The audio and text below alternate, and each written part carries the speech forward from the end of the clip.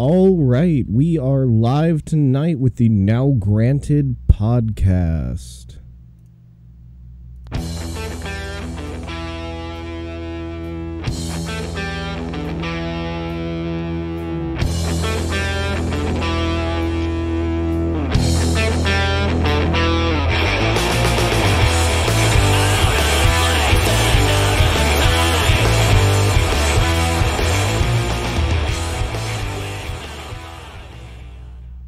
Welcome tonight to the Now Granted podcast. I am your co-host Mikey, joined by Ryan and Kevin. Tonight, we are going to talk about false rape accusations. We're going to talk about the connection between Kaepernick and the Ford Motor Company, and we're going to delve deep into the Kavanaugh hearings on the Senate floor across the country. So please join us tonight for this exciting, thrilling podcast tonight. Wonderful introduction there, Mikey. Thank you so much for opening that up. Full of energy. Yes, we are energized tonight. We've got a couple weeks of energy to put out. Oh, I know, and that is totally my fault because technical difficulties, beyond my control have hampered the podcast, as it usually does. Heaven forbid.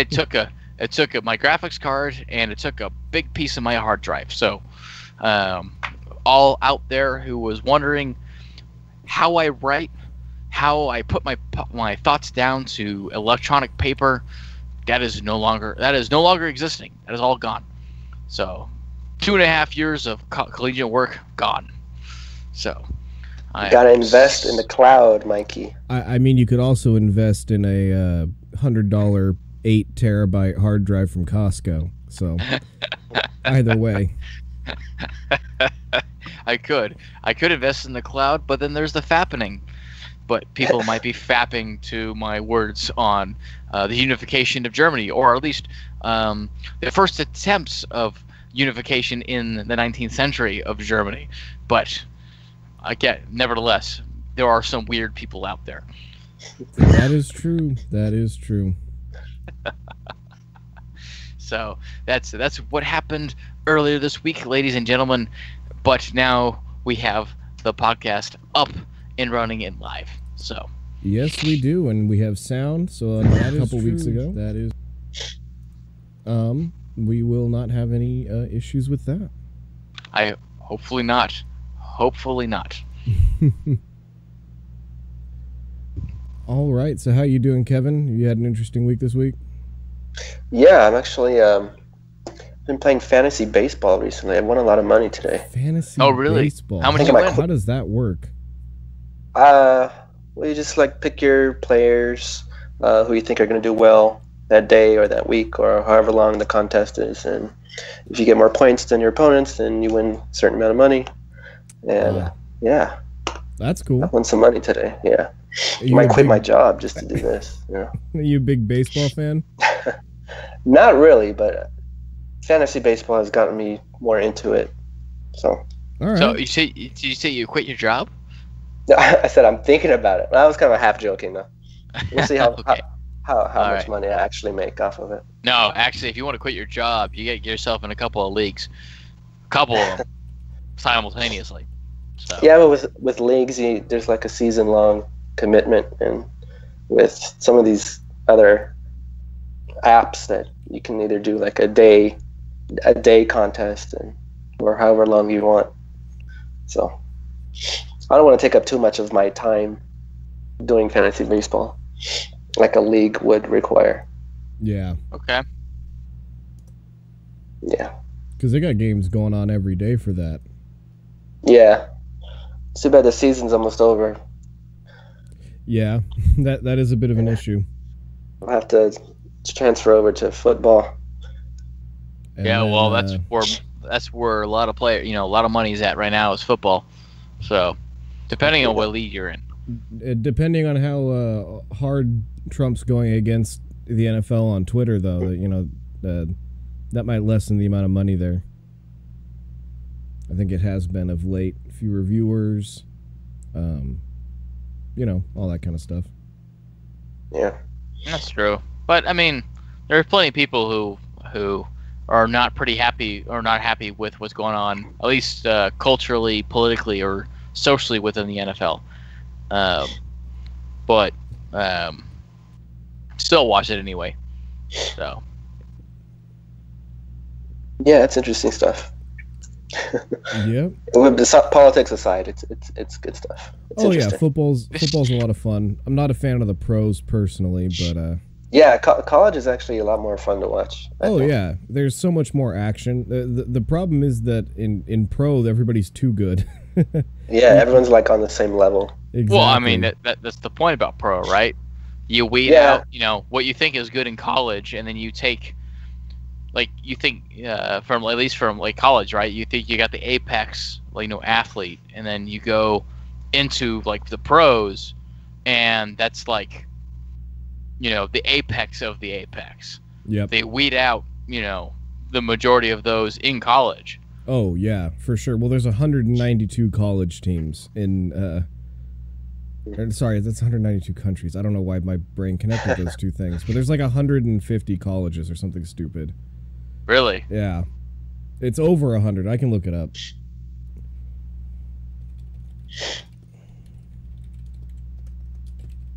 Did you guys know that OCC has a football team? They have a football, really? like a JC, and the number in NCAA Division 1. This is just Division 1 is 129.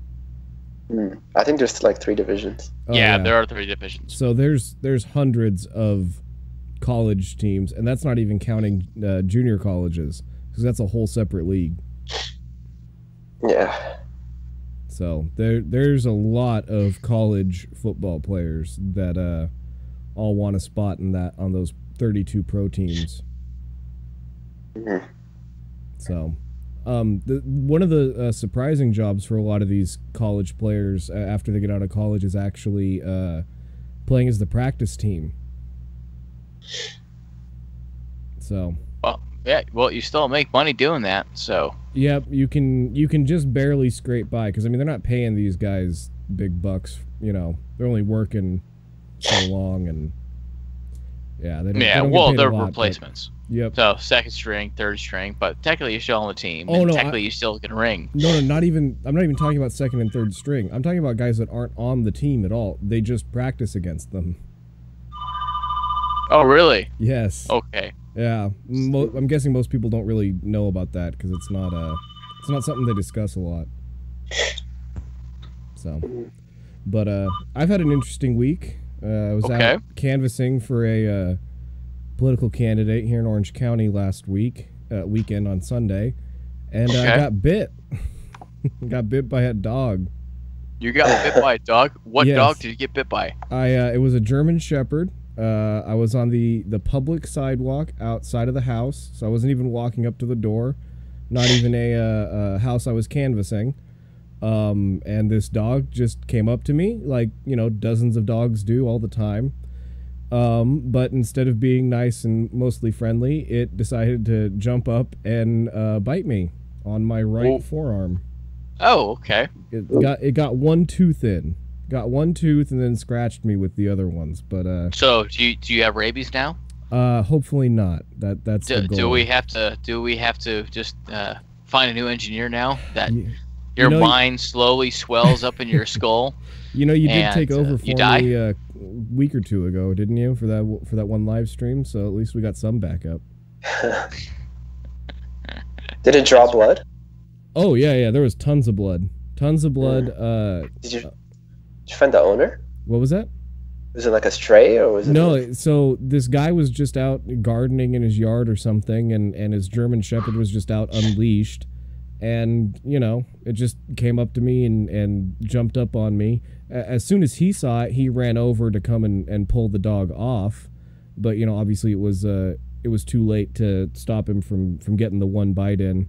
I did give him a good hit to the nose with my clipboard. So that came in pretty handy. But yeah, it's been a mess. It's just a pain. I'm having to take antibiotics twice a day and keeping track of that, and you're cursed for life. Cursed. It's all right. We all got bitten by dogs, right? You ever got bit by a dog, Kevin? Not seriously. And if they were, it was probably my own dog that was just being too aggressive.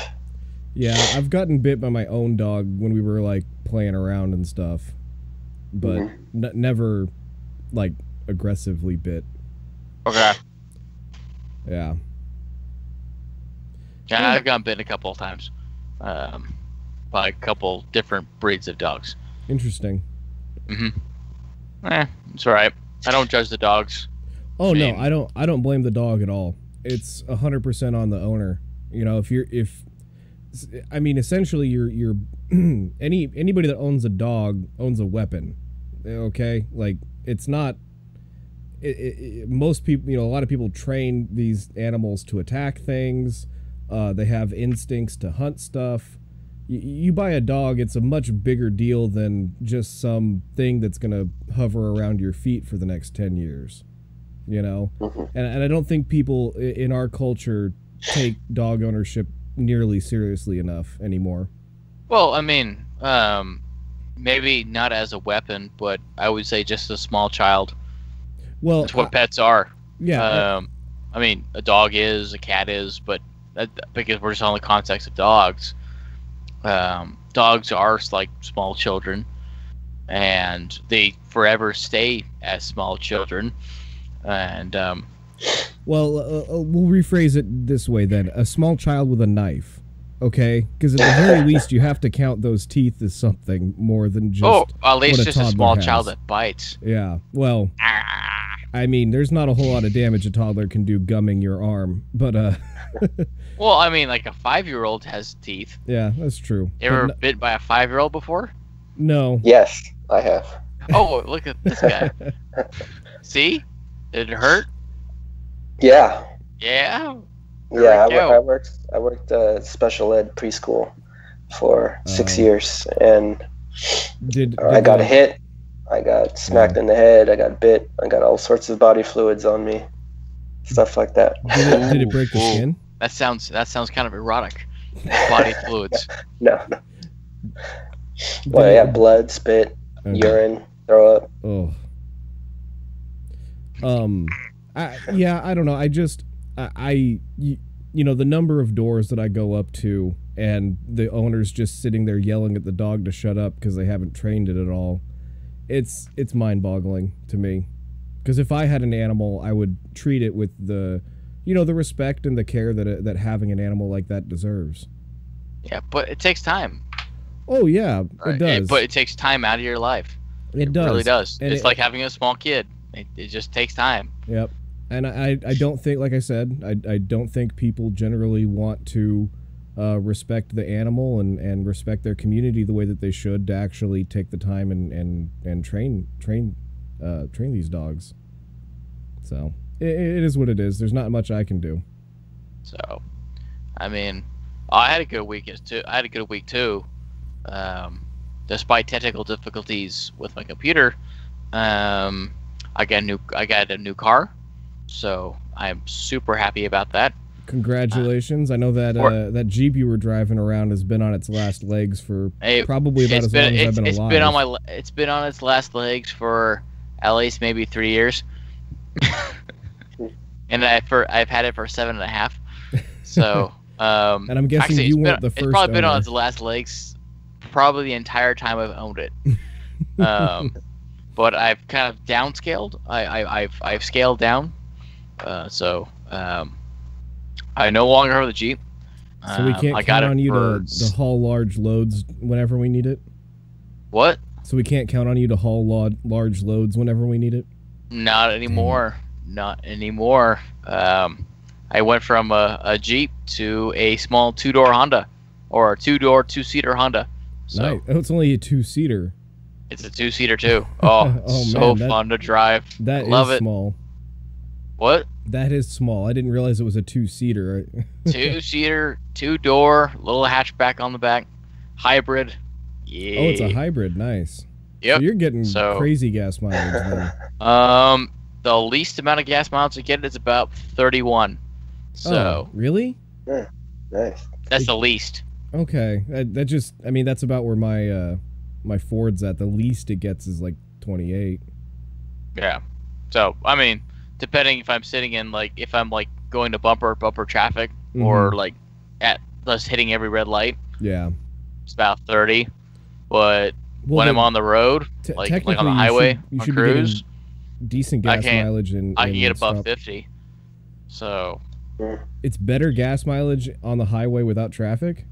Technically, shouldn't it be better in traffic where you're well, it's a CRZ, so it's a mild hybrid in a sense. So it's what does that mean? What do you mean? I mean, the battery and the engine run simultaneously. Okay. So it's not like an actual hybrid where the engine shuts off and the battery takes over. The engine's pretty much always on for maybe a few instances. Interesting. I hadn't heard about that before. Yeah. So so it's not like a Prius. So like a Prius would be like, let's say, like a true hybrid. CRZs, because of the sporty kind of like figure to it, it's kind of a weird amalgamation where the engine's on more. And the engine's always running in a sense, and the battery just assists the engine. Oh, okay, that makes sense. So that's pretty much it. So it's not getting as good as gas mileage as a Prius, but it's like 3 times the gas mileage as my Jeep. So or my former Jeep. So I can't complain. You know, where I can go down a quarter a tank and still have 300 miles left on range. You know. Yeah. I can't. I like it. It's fun to drive. It sits really low. It's like a little sports car. It's like a sports car, but it's a hybrid. And the beautiful thing is because it's a CRZ, and technically it's a hybrid, even though it's a 2-door coupe. Insurance companies only deem it as a hybrid, not a sports car. Nice. So I don't get jacked on insurance rates. That's cool. So I don't get jacked on insurance rates. I get very good. I get not the best gas mileage, but I get great gas mileage. Do you get the stickers to go in the carpool lane? I don't have the stickers on it yet, but I got to look that up. I should. You should. That's one of the best benefits of a hybrid. Yeah. Yeah. So I have to look that up and see if I can apply for that. That's cool. Well, good luck. So if I do, then I am golden. Golden. That's awesome. Did you just to gradually change the topic? Did you listen to any of the Joe Rogan Elon Musk interview? I listened to a little bit of it. I still actually have to listen and or watch the full interview. Oh, okay. Well, one of the things he talked about was an update that I can't remember if I think they're going to release it pretty soon to the Tesla that allows it to go completely autonomous from once you get on the freeway. So it'll take you from the on-ramp to the off-ramp within 300 miles. And you don't have to really drive it at all. You just need to keep your hands on the steering wheel. Okay. Well, I mean, that would mean... Well, as from what I've heard, is the beautiful thing about Tesla is, unlike, to say, like other vehicles that... or at least a platform of other vehicles that manufacturers want to make autonomous, Tesla is the easiest to make autonomous. Yeah, well, it was built with that in mind, so it has all the sensors and everything that it needs. So most modern cars do. So I mean, that's amazing. Yeah, that's super awesome. And I would like to see cars be more autonomous. Oh yeah, it's gonna save hundreds of thousands of lives if we can switch over everybody. Well, wasn't that but I mean, I saw an article a couple weeks ago. It was one of those self-driving Uber cars. And the article, at least the headline said, I didn't read it. So, but the headline said, autonomous Uber driver detects woman, hits woman. Yeah, I saw that. You saw that one? It detects woman and still hits her. Yeah. Yeah. So, but I mean, like that's a philosophical quandary there, right? Where I don't know if you've heard this, where like let's say a self-driving car to preserve the most amount of life might actually take life. Well, it's the whole streetcar problem, the trolley problem. Do you guys know about that in philosophy? Yeah. I think so. Yeah. Basically, it's the picture of a train track, and then it diverges into a Y, and on one track, on one side of the track, there's one person, and then the other side of the track, there's 5, and you have a lever that you can pull to divert the trolley to go either to the one person or to the 5. I think generally the premise is that it starts off going towards the 5 people, so that you have to decide, do I let those 5 people die, or do I kill another person who wasn't in danger before? So it's kind of that as applied to the decisions that a car makes. Yeah. Let me see if I can look it up, the trolley problem. And share it with the audience. That I will do. So you're saying the car is actually going to make a decision on whether to kill one person or 5 people? Well, it's if it was in that situation. Eventually, they will be in it. You know, they will be in those situations if they aren't already. Because there's going to be a time when it has to decide: do I kill the driver, or do I, okay? So it's you're going down the road. On one side of the road, there's a woman with a stroller.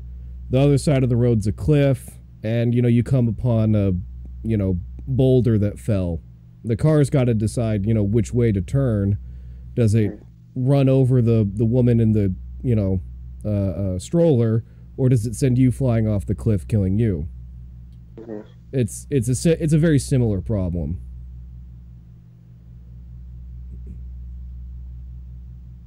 Did Elon Musk talk about that, or are you just He didn't talk specifically about that issue. He did mention that you will be able to, or you can currently determine how aggressive you want it to be and set some of those kinds of parameters, which is interesting. I don't know. I can't just find the original image for the trolley problem, but this one's pretty close. So I'll just show you guys this screen. There we go. That's the trolley problem. So we have the trolley. It's coming down the track. You can choose to divert it to the one person, but generally it starts going over the group of people, and you have to decide to sentence someone to death. So, just to kind of illustrate what I had mentioned before. All right. Cool. Oh, I just got a friend request from John Paul White. on the Now Granted? On Facebook. For on Now Facebook. Granted, or for my personal page. Oh, your personal page. Okay. Yeah. Anyway, just a side note. I wonder what algorithm put you in front of his mouse tonight. Well, you probably have a bunch of mutual friends. Yeah. Yeah. But yeah, I'm excited for self-driving, and autonomous vehicles. It's gonna save us a ton of money. It's gonna save us, how many lives a year? How many people die in traffic accidents? Mm-hmm. A lot. Let's see. In what year is this? 2016. Looks like approximately. Oh boy. 37,461 people were killed. Yeah. Wow. And 2.2 million get injured every year from traffic fatalities. So that's even, I believe that's more than guns. Much more. Yeah. Well, and Much especially more if you take guns. especially if you take suicides out of the gun statistics, it's way more than guns. I think with suicide statistics, it's still way more than guns. I believe that you are correct, but I'm not sure. It's actually pretty close. It's right around 30,000 for guns, from my understanding. It's, you know, so if we can save 30,000 people a year from dying in car crashes just by switching over to, you know, autonomous vehicles, you know, that's pretty well worth it just by itself. Not to mention the fact that you well, can, I mean, the only thing I can come up with the top of my head with autonomous vehicles is that there has to be a central network, right? Internet. Why? Well, I mean, if you have autonomous vehicles, they have to communicate with one another. Why? On the road. No. You don't have to They just communicate. have to. It just has to detect another object, not necessarily one that's in the network, just an object. Yeah, so essentially an autonomous vehicle is going to have significantly better sensors than you have access to. It knows the objects around that vehicle better than you do. No, I know that. No, it's just I would imagine that the vehicles would be communicating with one another. That would be interesting, and that might make things a little easier, but it's not necessary. I mean, right now you don't communicate with other drivers. No, but I would say just because of that ease of access, just like everything else that's autonomous, that it ends up communicating with other things within its proximity. So if you're in a vehicle that's autonomously driving on a road of other autonomous vehicles, right, it would make it easier and more expedient to communicate with all the other vehicles, right? Yeah, that is true. So then if we expound upon that there's somewhat going to be a central network, right, that they all link into. It could be peer-to-peer. I would suggest that it would make a lot more sense to set up kind of an ad hoc Bluetooth kind of network, so the cars connect to each other via technology, similar to Bluetooth, if not Bluetooth itself, that only works within a few hundred feet of the car, because the car doesn't need to talk to a car in Nevada. It doesn't need to talk to a car 10 miles ahead of it. No, it just needs to communicate with the cars around it. So you could set up kind of a peer-to-peer network where the cars next to each other are talking to each other and not actually going to any kind of a home base. So it would be kind of like kind of similar technology to what BitTorrent works off of. Yeah, kind of a peer-to-peer ad hoc but network. But what I'm trying to get at is that it's still something that can be hacked into. Yeah, that is true. It could be hacked into. It can still be manipulated with. Which is why I would suggest not having it at all. And if you just go with the sensors that are in the car. The other thing that I would want is I would want it to be like an airplane. So an airplane, it has autopilot features, okay? At this point, airplanes can practically fly themselves. They can take off, they can fly, and then they can land autonomously. But the software for that is not on a hard disk like you've ever seen. It's on an actual hard disk, because what they do is they imprint the data for the operating system onto metal discs.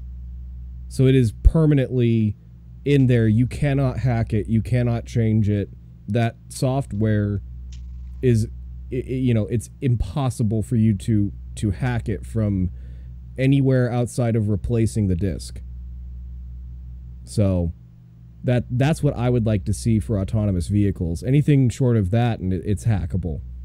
Yeah, but I don't think in this day and age that that's ever going to happen, just for the fact that the government would want access to it. Well, we'll see. I mean, we'll have to see what happens in the elections, and if people actually do want something new. But since Trump was elected, I kind of throw out that old kind of thinking that people want, the same old government intrusion on their lives. But we'll have to see. I think different. I think even with this president, that well, we do the government. Sorry, you were saying the government, that there's a necessity for the government to intrude upon the lives of its citizens. We do have a slightly different perspective than probably most people in the country, considering we live in California, where I think our populace is a bit more prone to that kind of thinking than somebody in Wyoming, or even somebody in New York. You know, they might have a slightly different perspective than we do. I don't know. Yeah, I'm just saying is that once you become president, and as other presidents before, if you look at their campaign speeches and if you look at the positions that they hold before they're elected and then after they're elected, it's always a gear shift towards what the tools that are in front of them, and they will use the tools that are in front of them. You're absolutely right, and so I do think that Trump's probably the candidate to president that's changed the least. At least in modern times. But how far is that least? Yeah, that's the question. That's the important thing, is how far is that least? Yeah. Because he might be undermining everything from his predecessor, but that doesn't mean that he's not using the tools of his predecessor to do so. Yeah, of course. I wasn't even making a statement about what Trump has done initially. I was more talking about the thought process of the populace, and I think that right now we're on a more libertarian bent than people think. Our cohort that graduated high school in about 2008, 2009, I think we were really loud, and we were very upset with the state of the job market at that time. And so there's a group of people from about 2006 to about 2010 that when they got out of high school, there were very few job prospects. The university education isn't as important as it used to be, and so they were very easily susceptible to socialist ideas and communist ideas. But I don't see that in people younger than that, and I don't really see it very much in people just a little bit older than that. So early 30s right now, I think, is fairly conservative, and definitely younger than 18, but probably like 22 and younger is also, I think, more conservative than people understand. That's just my gut, though. I don't have empirical data to back that up or anything. Okay, it's something that's it is discernible, because the age group that you defined went through the worst. Yeah. Economic situations since the Great Depression. If not actually worse than the Great Depression. Yeah, as far as the numbers go, we just weathered it significantly better because of the technology and the overabundance that we have. Just because of numbers and proportion. Yeah. Right. So the proportion might be of less, but the numbers that it represented was more. Oh yeah, definitely. The physical numbers of people unemployed were way higher, but the problem is, I think that the actual percentages might have been higher. We've drastically changed the way that we report unemployment numbers since the 30s. They had a more realistic view of unemployment because they were just counting people that weren't working. Now we start taking people out if you haven't looked for work in so long, and it's a huge complicated mess, and my belief is that the numbers are all horribly off. Well, I'm under that belief as well. Yeah, so I think we agree on at least on that point. Yep. Just because the fact that you're not reporting, you have to report people who are eligible to work and they're not working. Yeah, exactly. Right. That's a more accurate position. But for people to fluff up their numbers, right? Politicians to fluff up, yep, everything. It's like, oh no, we're just not going to count the people not looking for work, or people who've been out of the market for so long. Yep. It's like, well, they're still out of work. They might not be receiving social services, but they're still out of work. A lot of times they're still receiving the services. They just aren't being counted, because what happened was Obama allowed you to extend your unemployment benefits. So originally it was like you could take unemployment for like a year. I think he extended it to 2 or 2.5 years, which actually meant that you could be on unemployment and fall off of the U6 numbers, the unemployment numbers that the government was giving out. That's just a failure of bureaucracy right there. Oh no, that was a success. I guarantee you that was a feature, not a bug. If it's true, because the biggest way that the president and the executive branch in general, so all the bureaucracies, which would include the Treasury Department, all of that, the biggest thing that they can do to affect the economy is affect consumer confidence. Oh, okay. So that's why it's a success, but I just see it as a failure. Oh, it's a massive failure to anybody that actually cares about the truth or actually wants to, get real, information from our government. But if you look at it from the point of view of how can we bolster consumer confidence, that's a great way to do it, because, if you get pundits saying on Fox News or CNN or whoever wants to trash whoever, we're going into the next depression, get ready, go buy up all the all the iodine tablets at your supermarket because the economy's going to collapse, right? So that's a fear if you were to put out the real numbers, is what my guess would be. Okay. That so you would see people like I see that. I understand why there's the extension, at least at that time, the extension of unemployment, right? Yeah. Oh, we understand, right? Just because the job market was completely just catawampus. And I don't want to imply that Barack Obama was doing this intentionally to bolster consumer confidence. I'm sure that the number one goal was to help out people who were, in dire It's just, but need. I see that within the lower bureaucracy. Yeah. Oh, it's past a year, just cut them off, right? Yeah. Because that's standard operating procedure. Well, that's what bureaucrats are supposed to do, Standard operating procedure. They can't deviate.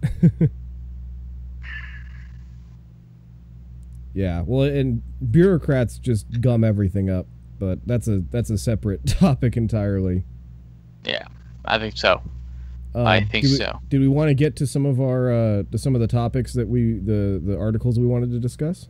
I think so. Want to talk about topics? Yeah, why not? I think shoot. Okay, Kevin or Mikey, who wants to go first? What do we got on tap tonight? I nominate Kevin. I think we should go with the fake rape allegation story. Right. Or video. We've got a little video we can play about that, so that we can get kind of a little better understanding of what's going on. So I'm going to play that right now. It's about a minute long, and here we go. Let's see if this works.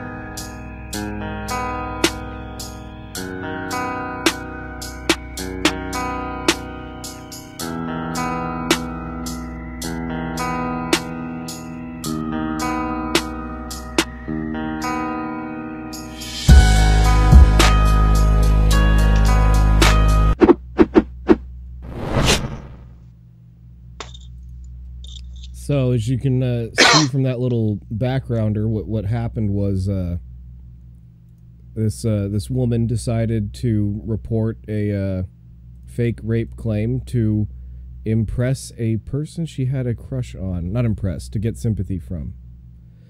It's just disgusting, and I think that stories like that just completely blow up the narrative that the left wants to push, that every woman has to be believed, and that no woman would ever falsely accuse somebody of rape. Yeah, one of the statistics they like to put forward, in addition to the 1 in 4 or 1 in 3 Yeah. Whatever the number is, they push so far. Another one is they say that 96 or 98% of rapists don't see jail time, and they base that off of how many are accused and how many of those that are accused go to jail. Oh. So what they are assuming that is all of those that are accused are actually rapists. Yeah, that's awful. Well, and I think it speaks to a larger issue in our society that at some point is going to need to be addressed. That the legal and the justice systems in this country do not apply the law equally when it comes to male-female relations. You know, a man is going to go to jail for the exact same crime that a woman commits for a significantly longer time, and it's there's that. Custody is a place where men just get rolled over by the courts. You know, they take children away from men without even giving it a second thought. Obviously, we have the problems here where women just get assumed to be telling the truth if they're claiming that they've been raped, and the man just gets thrown under the bus. I don't know about the actual court system, but I know in the kangaroo courts that they set up at universities based on this Title IX stuff, men just get railroaded. You get kicked out of school. You can't go apply anywhere else because you've been, kicked out. So it's a federal incentive. Yeah. Because of it, and this is part of the Obama legacy. Yeah. In a sense, is because when it comes to Title IX, they expanded Title IX to the point where if there are unresolved cases of sexual assault allegations on your campus, you can't receive federal funding. Oh, okay. I wasn't aware of that. That's there's a monetary primarily there's a monetary incentive for colleges to aggressively attack sexual assault, rape, and any other allegations. Well, and they have predominantly towards women. Yeah. And it's not a righteous thing. It's not a thing for the just. It's primarily a financial thing. Yep. And that's... Is there a reason why they can't just hand it over to local authorities, to the police? They tend to do. The problem is that by the time the local authorities complete an investigation and it goes to, let's say, like a court, if it gets passed down to a court, the colleges have already acted upon it. So my guess is that what Mikey just said is 100% true. That's my guess. But also on top of that, there's no due process in a Title IX kangaroo court. The threshold for acceptable and admissible evidence is pretty much non-existent. Whatever the woman wants to present as evidence pretty much gets accepted. And so there's a number of reasons why these collegiate kangaroo courts are where these potential crimes usually get processed, and it's because it's so much in favor of the person making the accusations. Yep. And so here's other let's say I would say repercussions to it, right? So let's say if you were going to school, you have student loans, right? They're not forgiven, right? Because you're expelled, you still have to pay all your loans. You also can't get rid of them through bankruptcy. Might I add? Nope. That's a side issue. So you have to pay the loans of the school that you got kicked out of falsely. Yep. If you're falsely claimed and accused and expelled. Yep. But the thing is that by the time it gets to a court, to like say an actual criminal court, or a DA, or to the police investigating, right? This has already happened. Yep. Right. You're already out of school. And just because you've been accused, and let's say the police say you did nothing wrong, let's say the DA doesn't push for charges, and you never see a day in court, you've already expelled from school. And they want nothing to do with you. And just because of that, every school in the country wants nothing to do with you. Yep. And so, to be honest, if you really want to solve this, and this is the thing, if you want to solve this, is when it comes to false accusations, and I say with rape, right? Mm-hmm. The person who makes a false accusation of rape, or let's just say a false accusation of whatever, stealing, murder, down the list. They should get the sentence that the accused would have received. I agree. I was actually thinking the exact same thing. Some. No, and then some. Oh, and then some. And then some. So, I think the same. what we saw in the video, right? She got a year in jail, right? Because she got the misdemeanor and the felony. Right? She also so should have gotten pled down to neither. I don't think either one of those charges, but some other charge. Yeah, but that's all right. Sorry. I would say that in this case, she should have been sentenced the time of those that she accused. Mm-hmm. Right? So if the DA prosecuted those she accused and they got, let's say, 15, 20, 25 years, all right, she should have served that time. Yep. She should have served the time of the other people she'd accused. Yep. On injunction, and then she should have served the time of what those of the other crimes, right? The misdemeanor and the felony and the other misdemeanor she would have received. And there we go. Because you have to punish people for lying.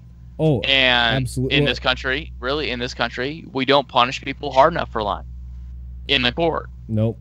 We don't. Well, and especially not if you're a woman. That's the other thing. Literally, just being a woman means you get lighter sentences. Judges don't get. Yeah. I would say. Well, I agree with you. Right. That is a statistic. Right. That's proven statistically. Right. Women get lesser sentences than men. But I'm just talking about crimes in general, right?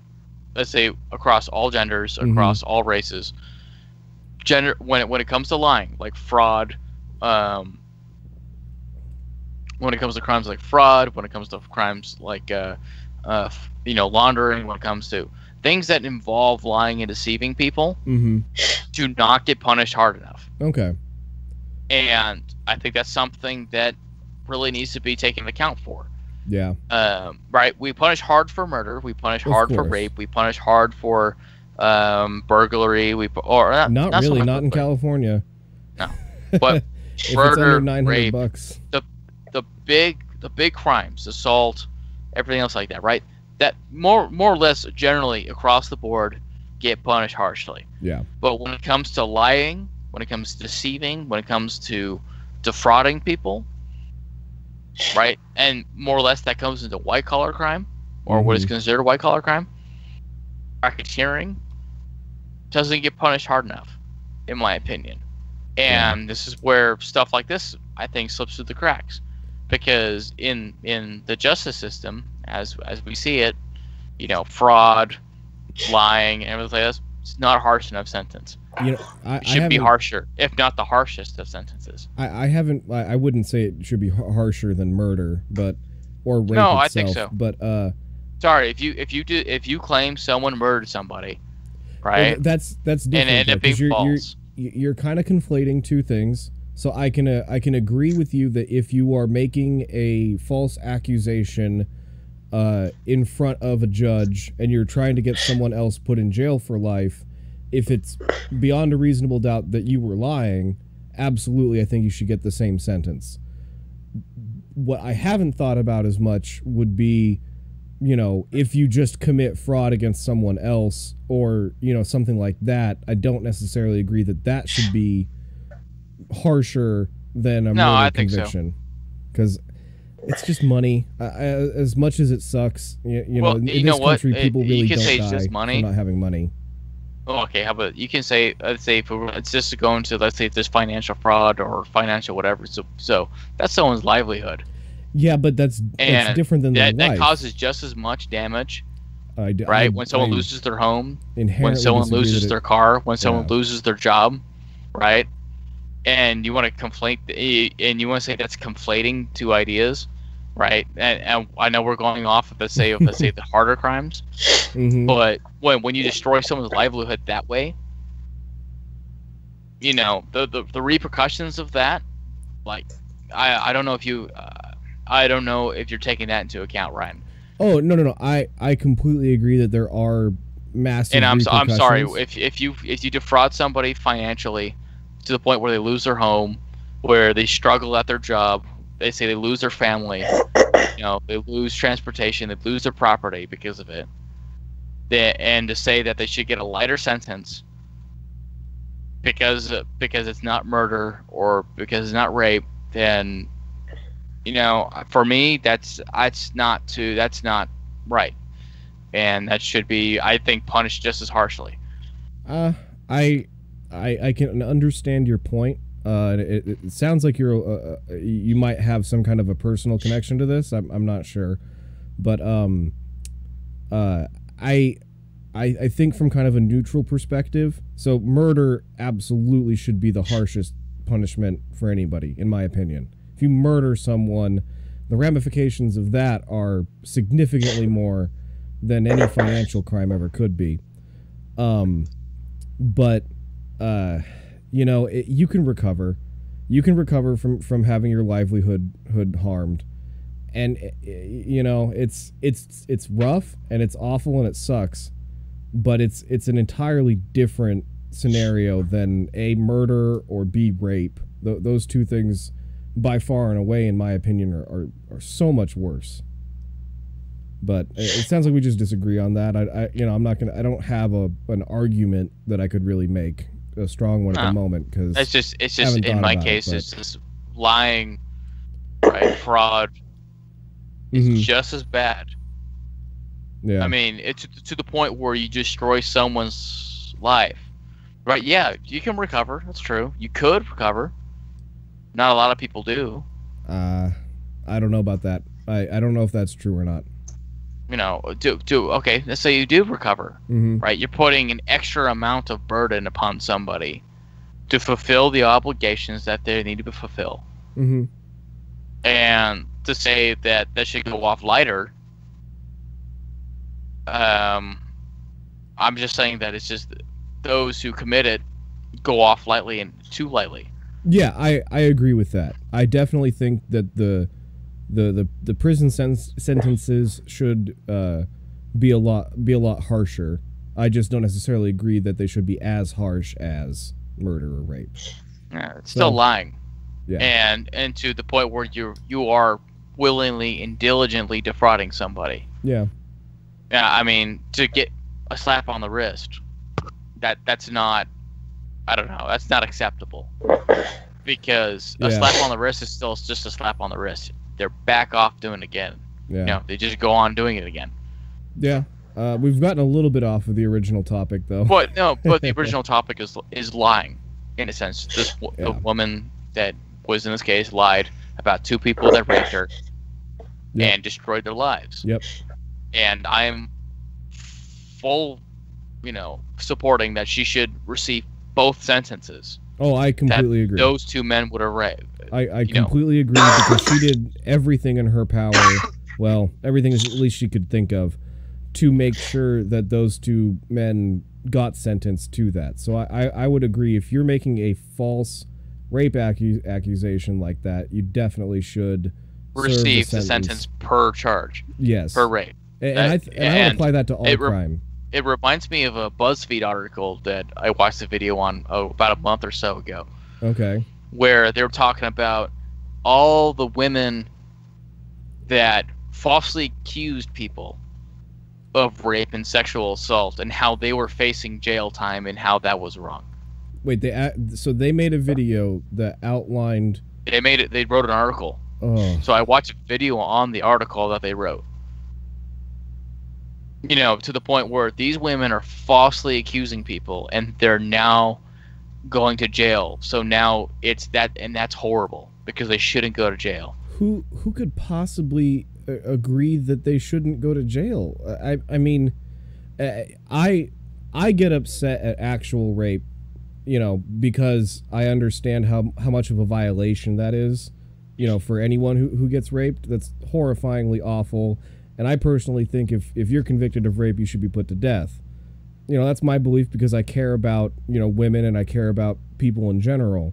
How could you possibly make the argument, how could you be such an actual, legitimate man-hater that you would argue that the people that accuse you of rape should just get off scot-free? That boggles my mind.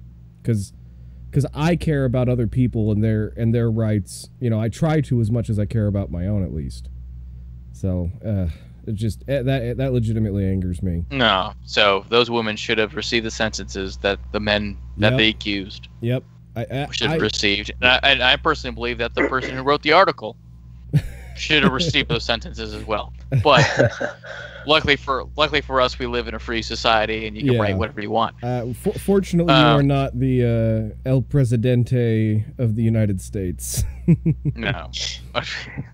You know, but I think what they might have been trying to say in that BuzzFeed article, which I think was, they went a little too far with it, but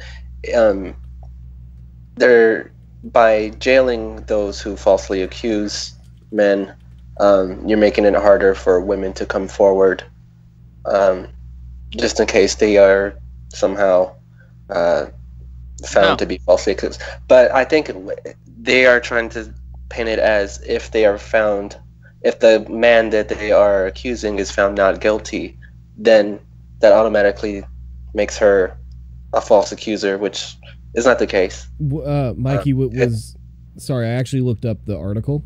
Did it take place in the United Kingdom by any chance? Yeah. Okay, yeah, I found what one of the articles they wrote. I'm sorry, Kevin, you keep going, but I just wanted to let you know. What I don't think is happening is that if the man that they accuse is found not guilty, that the accuser then is then seen as a false accuser. That's not the case, correct? No. Restate that one more time. So if they go to court, okay, and the man is found not guilty, she is not then assumed to be a false accuser. It's just that there's no significant evidence to indicate. No, that's true. I would say that I don't know what the actual system is or how that works, but I would say that the man should have at least an opportunity to get, you know, evidence and present it to the court if he believes that he was being targeted by this woman. So yeah, because there has to be an added. So, like in the case that Ryan brought up, right? The video that brought up, like, there was evidence that she falsely accused of. So, like in the case that what you're saying, Kevin, is that there's no evidence to convict the man, even though there are charges. But in the case that in the video that Ryan pointed out was that there was evidence that the woman premeditatedly falsely accused those men. But so what I think that BuzzFeed article was doing was conflating those two situations. Kevin was deconstructing the BuzzFeed article, and I believe that he's completely right. I can show the article right now. We have overly aggressive prosecution of vulnerable women for false rape claims could deter victims from reporting assaults. MPs have warned, and in this case, MPs stands for Members of Parliament, because it is in the United Kingdom, just for our listeners.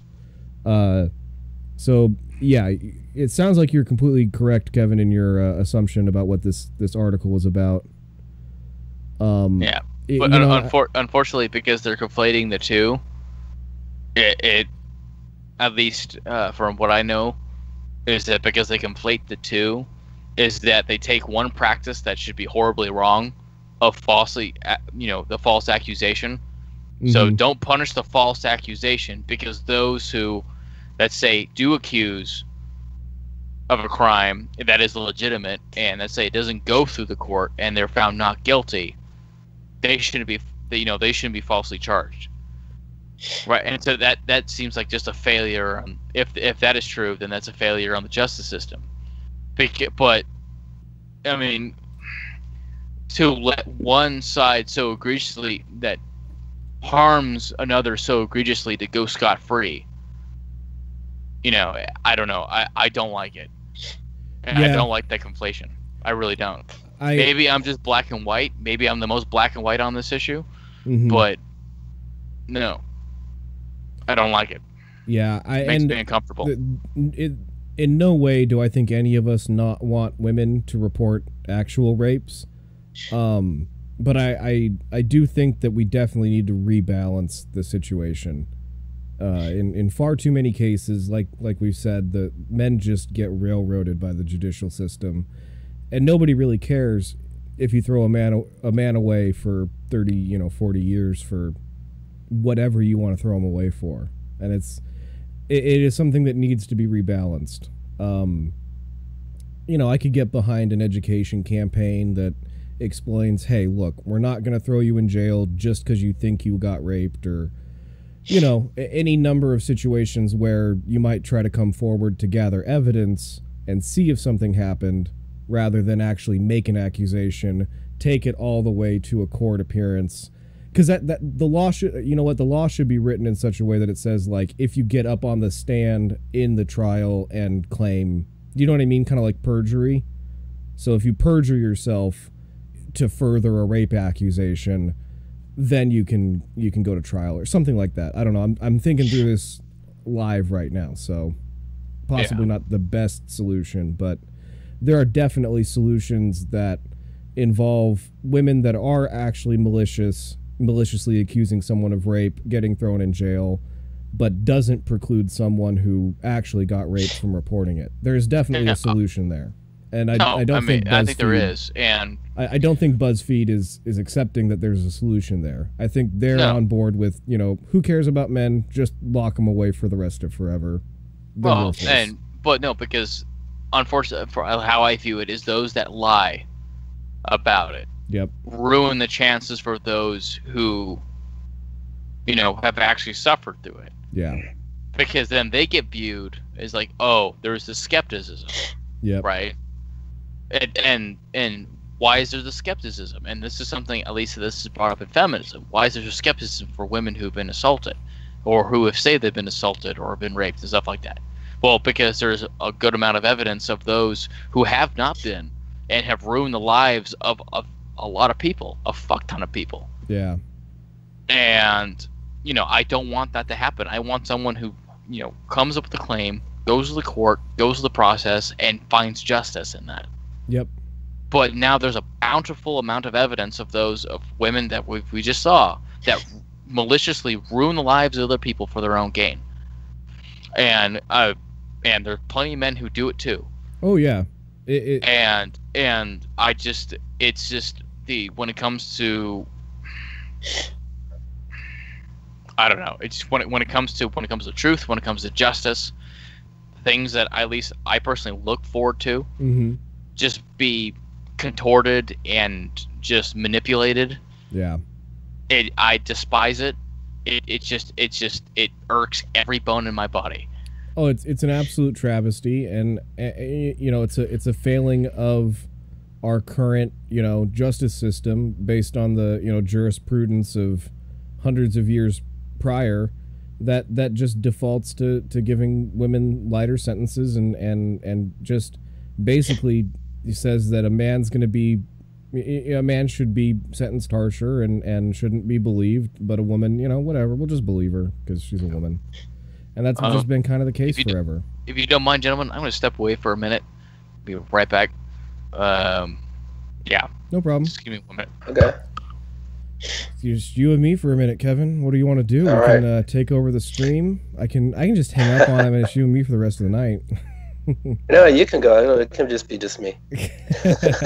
I'm not sure how that would work. I'm kind of running the behind the scenes show over here. I'll give you a ring whenever I need to, get off. Yeah. What do you think of Ben Shapiro's opinion on what we should do with rapists? He says we should castrate or kill them.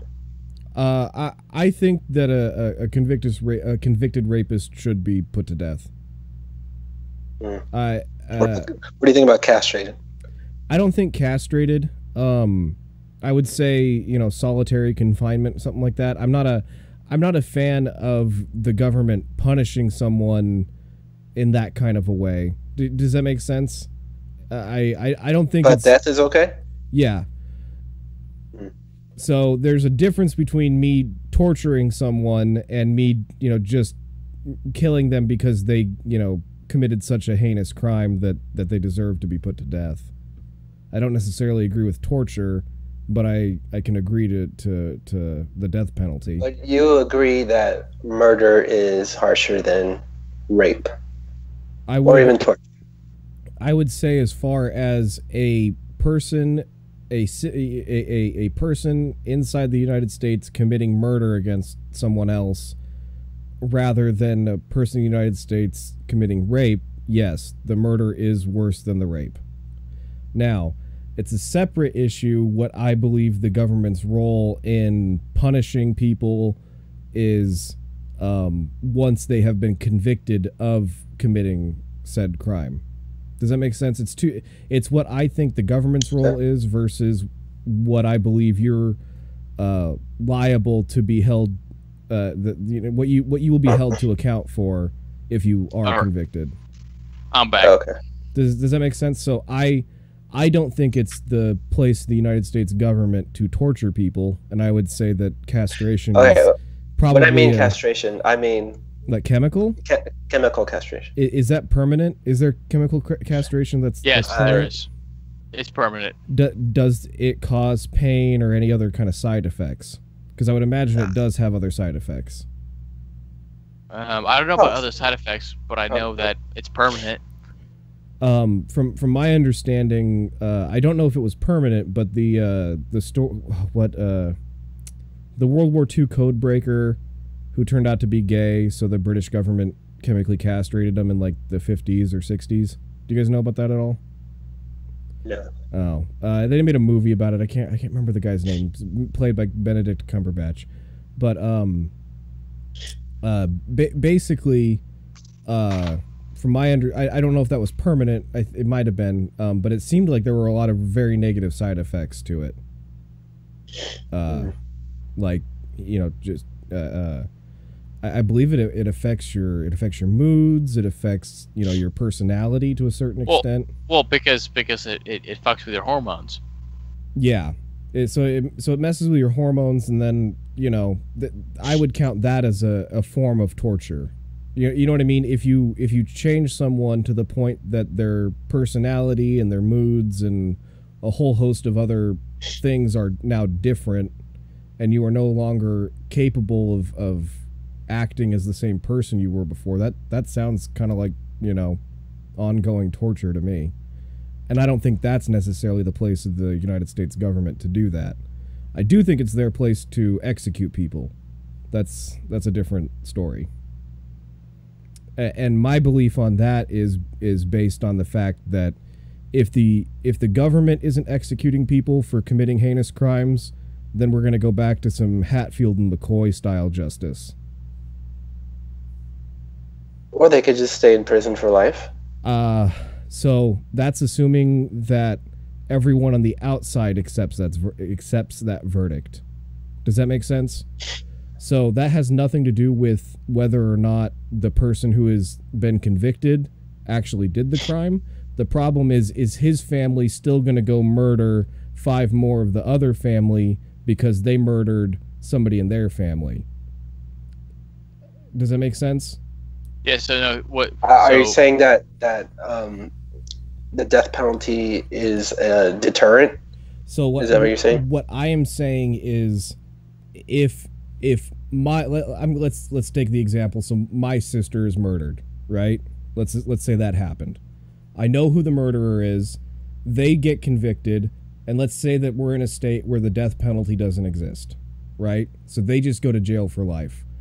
Now, I'm probably not going to go murder somebody in the other family, but there are definitely groups of people that may think about doing that if they don't believe that a life sentence is enough of a punishment to account for the murder of their family member. And I think that the longer we go without a death penalty, the more likely we'll see those kinds of things pop up in our society. Is there any evidence to show that will happen? I mean, just look at the whole Hatfield and McCoy thing happened in the United States under our current judicial system. They just didn't agree that the judicial system worked, so they decided to deal with it themselves. I don't have statistics or anything, but the only thing that you're looking at, Ryan, right, is that if the authority of the state is absolute, right, and I mean this is a historical trend, right? When it comes to capital punishment. Mm-hmm. So when you look at capital punishment, let's say before the 1700s, capital punishment was I wouldn't say local, but it was a very religious. All right, it had there was a religious element to it. Okay. There was a public participation element to it, and that there was a divine element to it, right? All simultaneously, right? So if you look something before the 18th century, capital punishment was more so a spectacle. One, so people weren't. So there was a public involvement into it. Yeah, and also number two, I'm not opposed to a public execution. I think that'd be a good idea. Well, I'm not saying you're not, but number two, that there was also a state, right? What you're really focusing on. There's a state authority to it, where this is the will of the state, and the state that will not be overruled. Yep. In a sense. And then number three, there is a religiosity, or a religious or divine aspect to it, where there, instead of the participation or including the public participation and including the state authority, there is a religious or divine aspect to it, where the condemned being punished, right, is penitent of the sins that he's committed, in a sense. Okay. Right? So this is all simultaneously. But when we look at the 18th century, the divine element goes away. And by the 20th century, the public participation goes away. So the death penalty and capital punishment is purely on the authority of the state, in a sense. And so what I want to get to is that anything that I think, when it comes without capital, at least the society that you envision without capital punishment, right, where there is vengeance inflicted, that's also a society that doesn't respect the rule and the authority of the state. Oh, I agree. And I think that by getting rid of capital punishment, at some point there will be no respect. Because here's the problem. If you get rid of capital punishment, right? Like, let's just look at it from a logical perspective. So somebody in my family gets murdered, that person goes to jail for life, right? Now, let's assume that there's no death penalty. I can go kill 5 of their family members, and I just get sent to prison for life. Obviously, that's not a good scenario for me, but if I think that that's more just, if I think that's a good use of my life to make sure that the other family feels the same pain that we do, there's people that will make that decision all day long. I don't think the two are different on being a deterrent. Just look at Chicago. On committing murder. I mean, look at Chicago. You have how many, 10, 20, 30 murders every single week? It's because they don't respect the justice system. One gang member goes and kills another one, and then the other gang has to respond and kill 5 because there is no justice system. They're also not afraid to die either.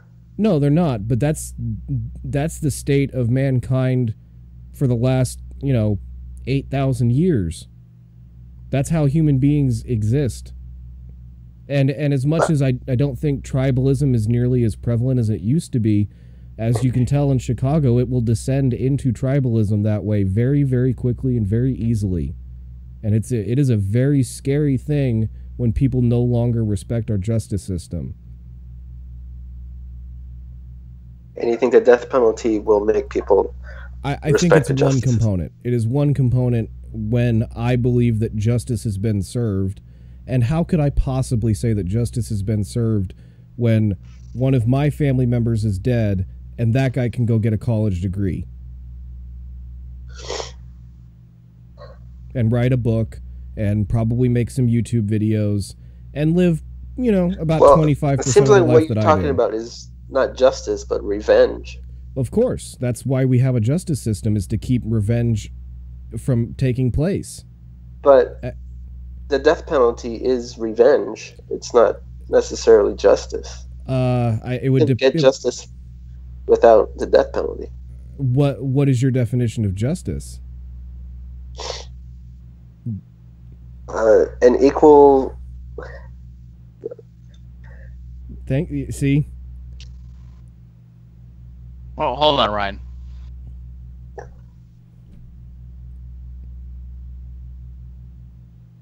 Were you gonna say something? No.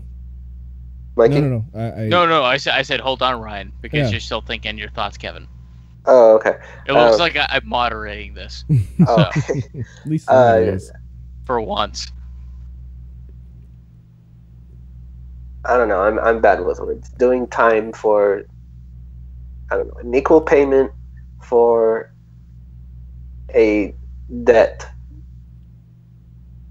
to society or something like that. I don't know. Well, that I would somewhat agree with that. I'm not 100% sure that I 100% agree with it. I just pulled that out of my ass. I don't agree with it either. But but let's assume that it's true.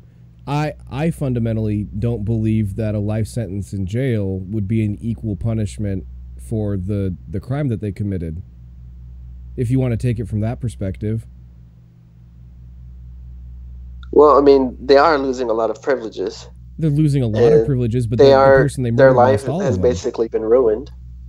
It I wa- don't think we should be in the business of killing people who are not an immediate threat to people. And that's a fair perspective.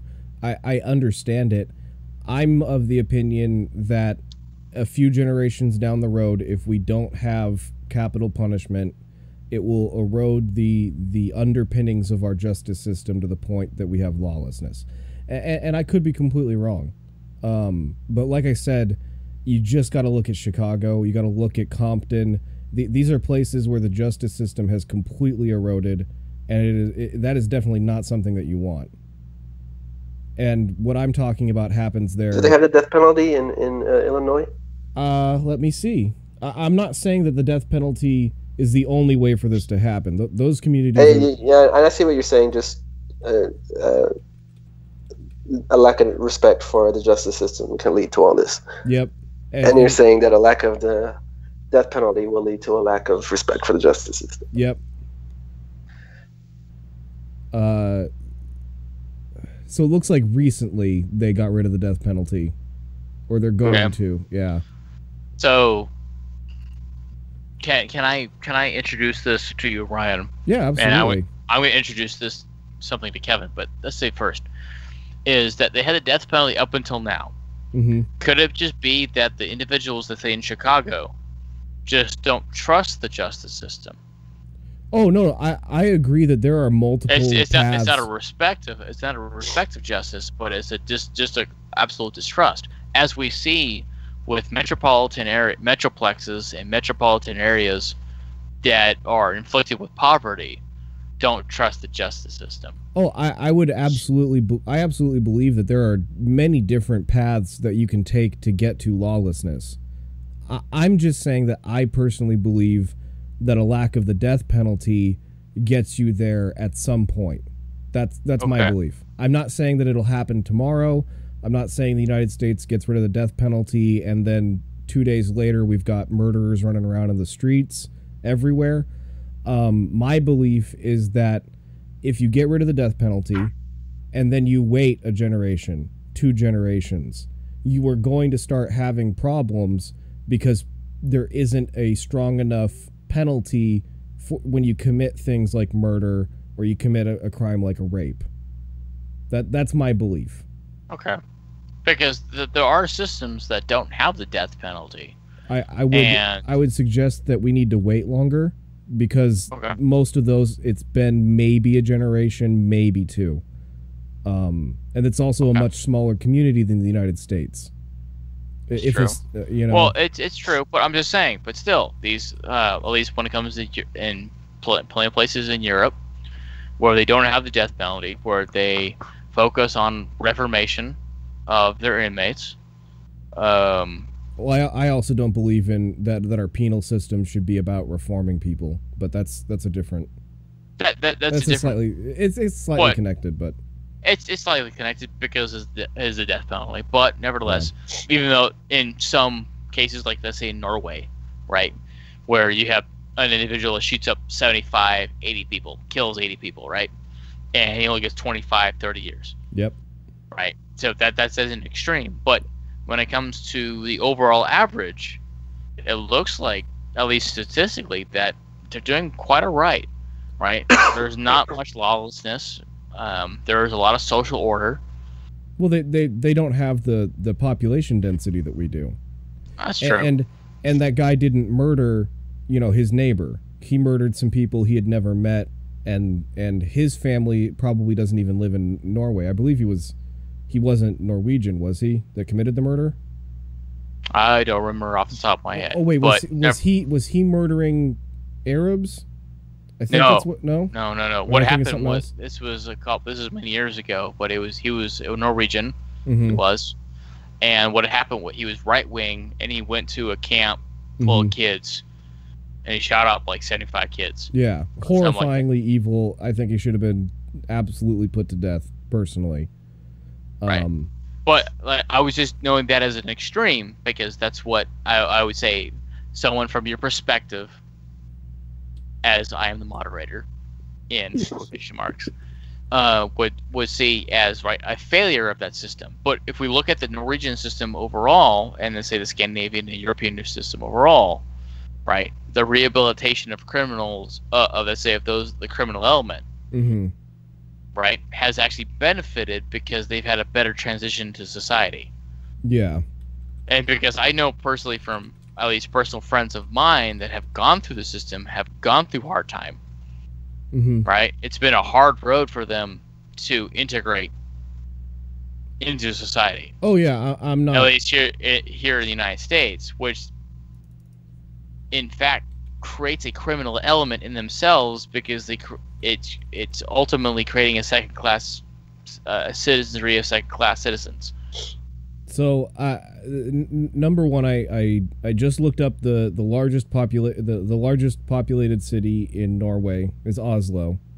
Okay. Do you want to guess what the population of that city is? 634,000. Oh, you guys can see that? Yes. Yeah. I don't know how you're seeing that, but that's fine. Because we're wizards. That's why. No, You've made us wizards, there, Ryan. But yeah. So that's a smaller large city here in the United States, and most of the country is pretty much unpopulated. So to compare that sort of a situation where it's such a small community, and I would imagine they all basically agree that the death penalty is evil and shouldn't exist. You're not going to have the same problems as you do here in the United States, where we're so divided. Does that make sense? Oh no, that does make sense. But I just want to say is that I wanted to introduce mm-hmm.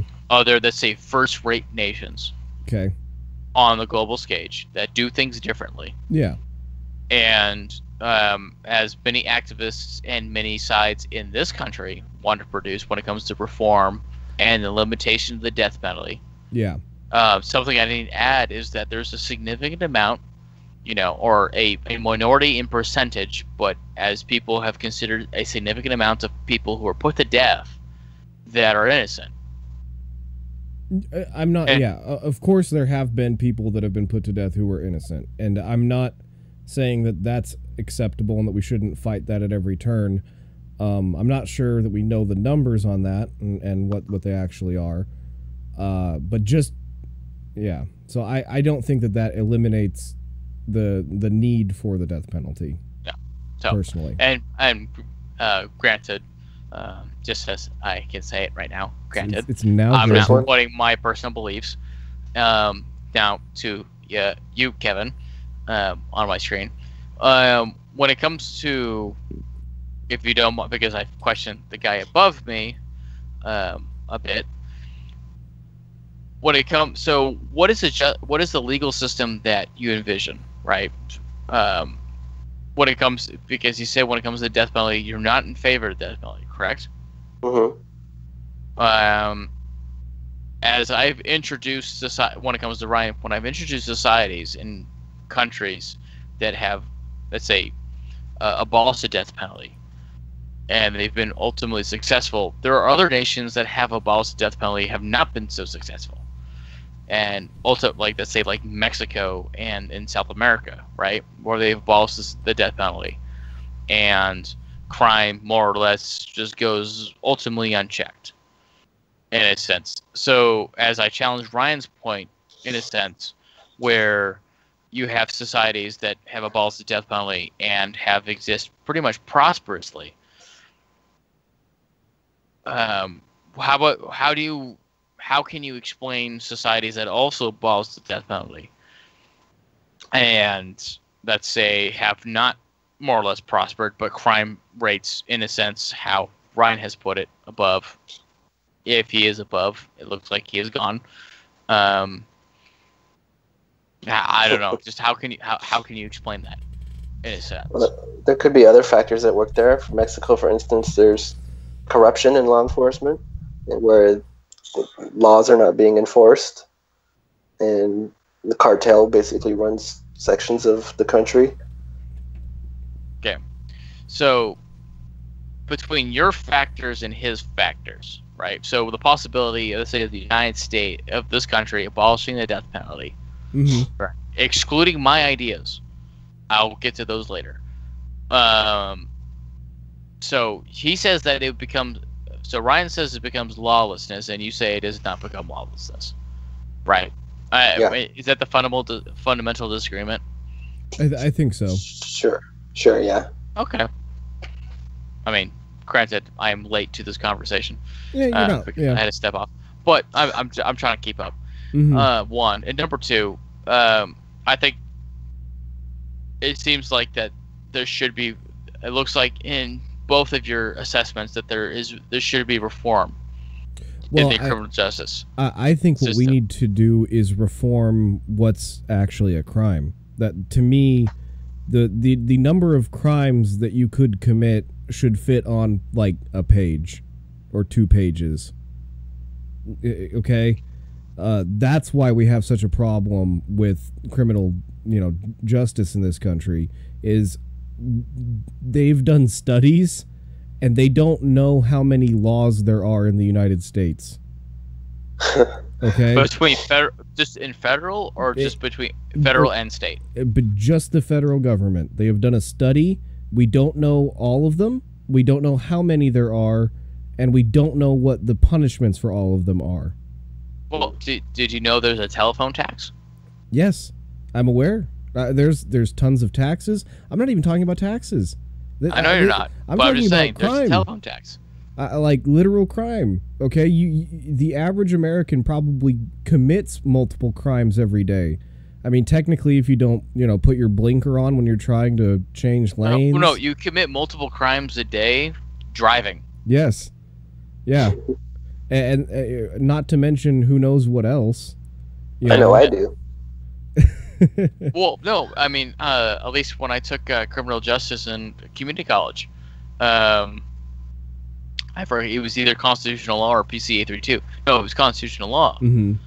And the one thing was that my professor, who was a former police officer, oh nice, how he said it was that the one thing you don't want to do in a traffic stop is piss off the police officer. Yep. You have every right to do so.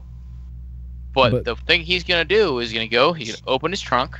He's going to bring out a binder. There's a binder literally about that big on his trunk, and he's going to open it, and he's going to go through every single page. It's probably an iPad now, but yeah. But at least when he was in, it was a binder. Yeah. Thick. I'm sorry, probably even thicker now. Joke. And he's going to go through every page for every single code that you've broken. Yep. So he can take it with something. Well, and that's the real scary part about those black boxes they want to put in your car. Essentially, they're just going to ticket you and scam you out of thousands of dollars every year. Yeah. Oh, we know that you changed lanes based off the motion of your car, but you didn't have your signal on, so that's a ticket. Well, I mean, like, your insurance company already does that. Well, if they have a black box. Well, that's a different story. Well, I mean, the insurance companies have already tried to introduce that years ago. I mean, Progressive is one of them. I don't have a black Yeah, box they have in that my little car. thing you can stick in your. Yeah. So how well are you driving? So, but that's different because at the end of the day, I can still go and open up an insurance company that doesn't use a black box, and I will get tons of money from tons of people that don't want to be tracked. But the government DMV requiring me to have a black box in my car, that's an entirely separate story. Well, it is a separate story, but I'm saying that it started in the private market. No, look, like I said, if every single private insurer, the only way for them to do it is to have a black box in your car, then you just got to put up the 20 grand and not have insurance. Yeah, but who's going to do that? I would if it means I don't have to have a black box in my car and I had the money. Wait, that's illegal, isn't it? To not have What? car insurance? No, you can. It's in California. So you have two options if you want to drive legally in the state of California. Number one, you can have insurance from a qualified insurer. Or number two, you can deposit the sum of $20,000 into an account with the DMV that they will hold you liable to pay if you get into a car accident. Oh, yeah, but how many people can do that? Not many, but that is about the cost of a new car. So just double it and put it in the bank. But I'm just saying there are other options. I can just imagine us three combined can't put up 20 grand. No, that is true. So Ryan, you want to share a car with me? I have a 2-seater. It's really lovely. So we would have to have the black box or not drive. So Those one are of your us three options. is gonna be sitting in one of our other two's laps. Yeah, We're in the trunk. Kind of. It's Or the not, roof. It's not too accommodating. So hey Ryan, we might just have to pass off Kevin every once in a while.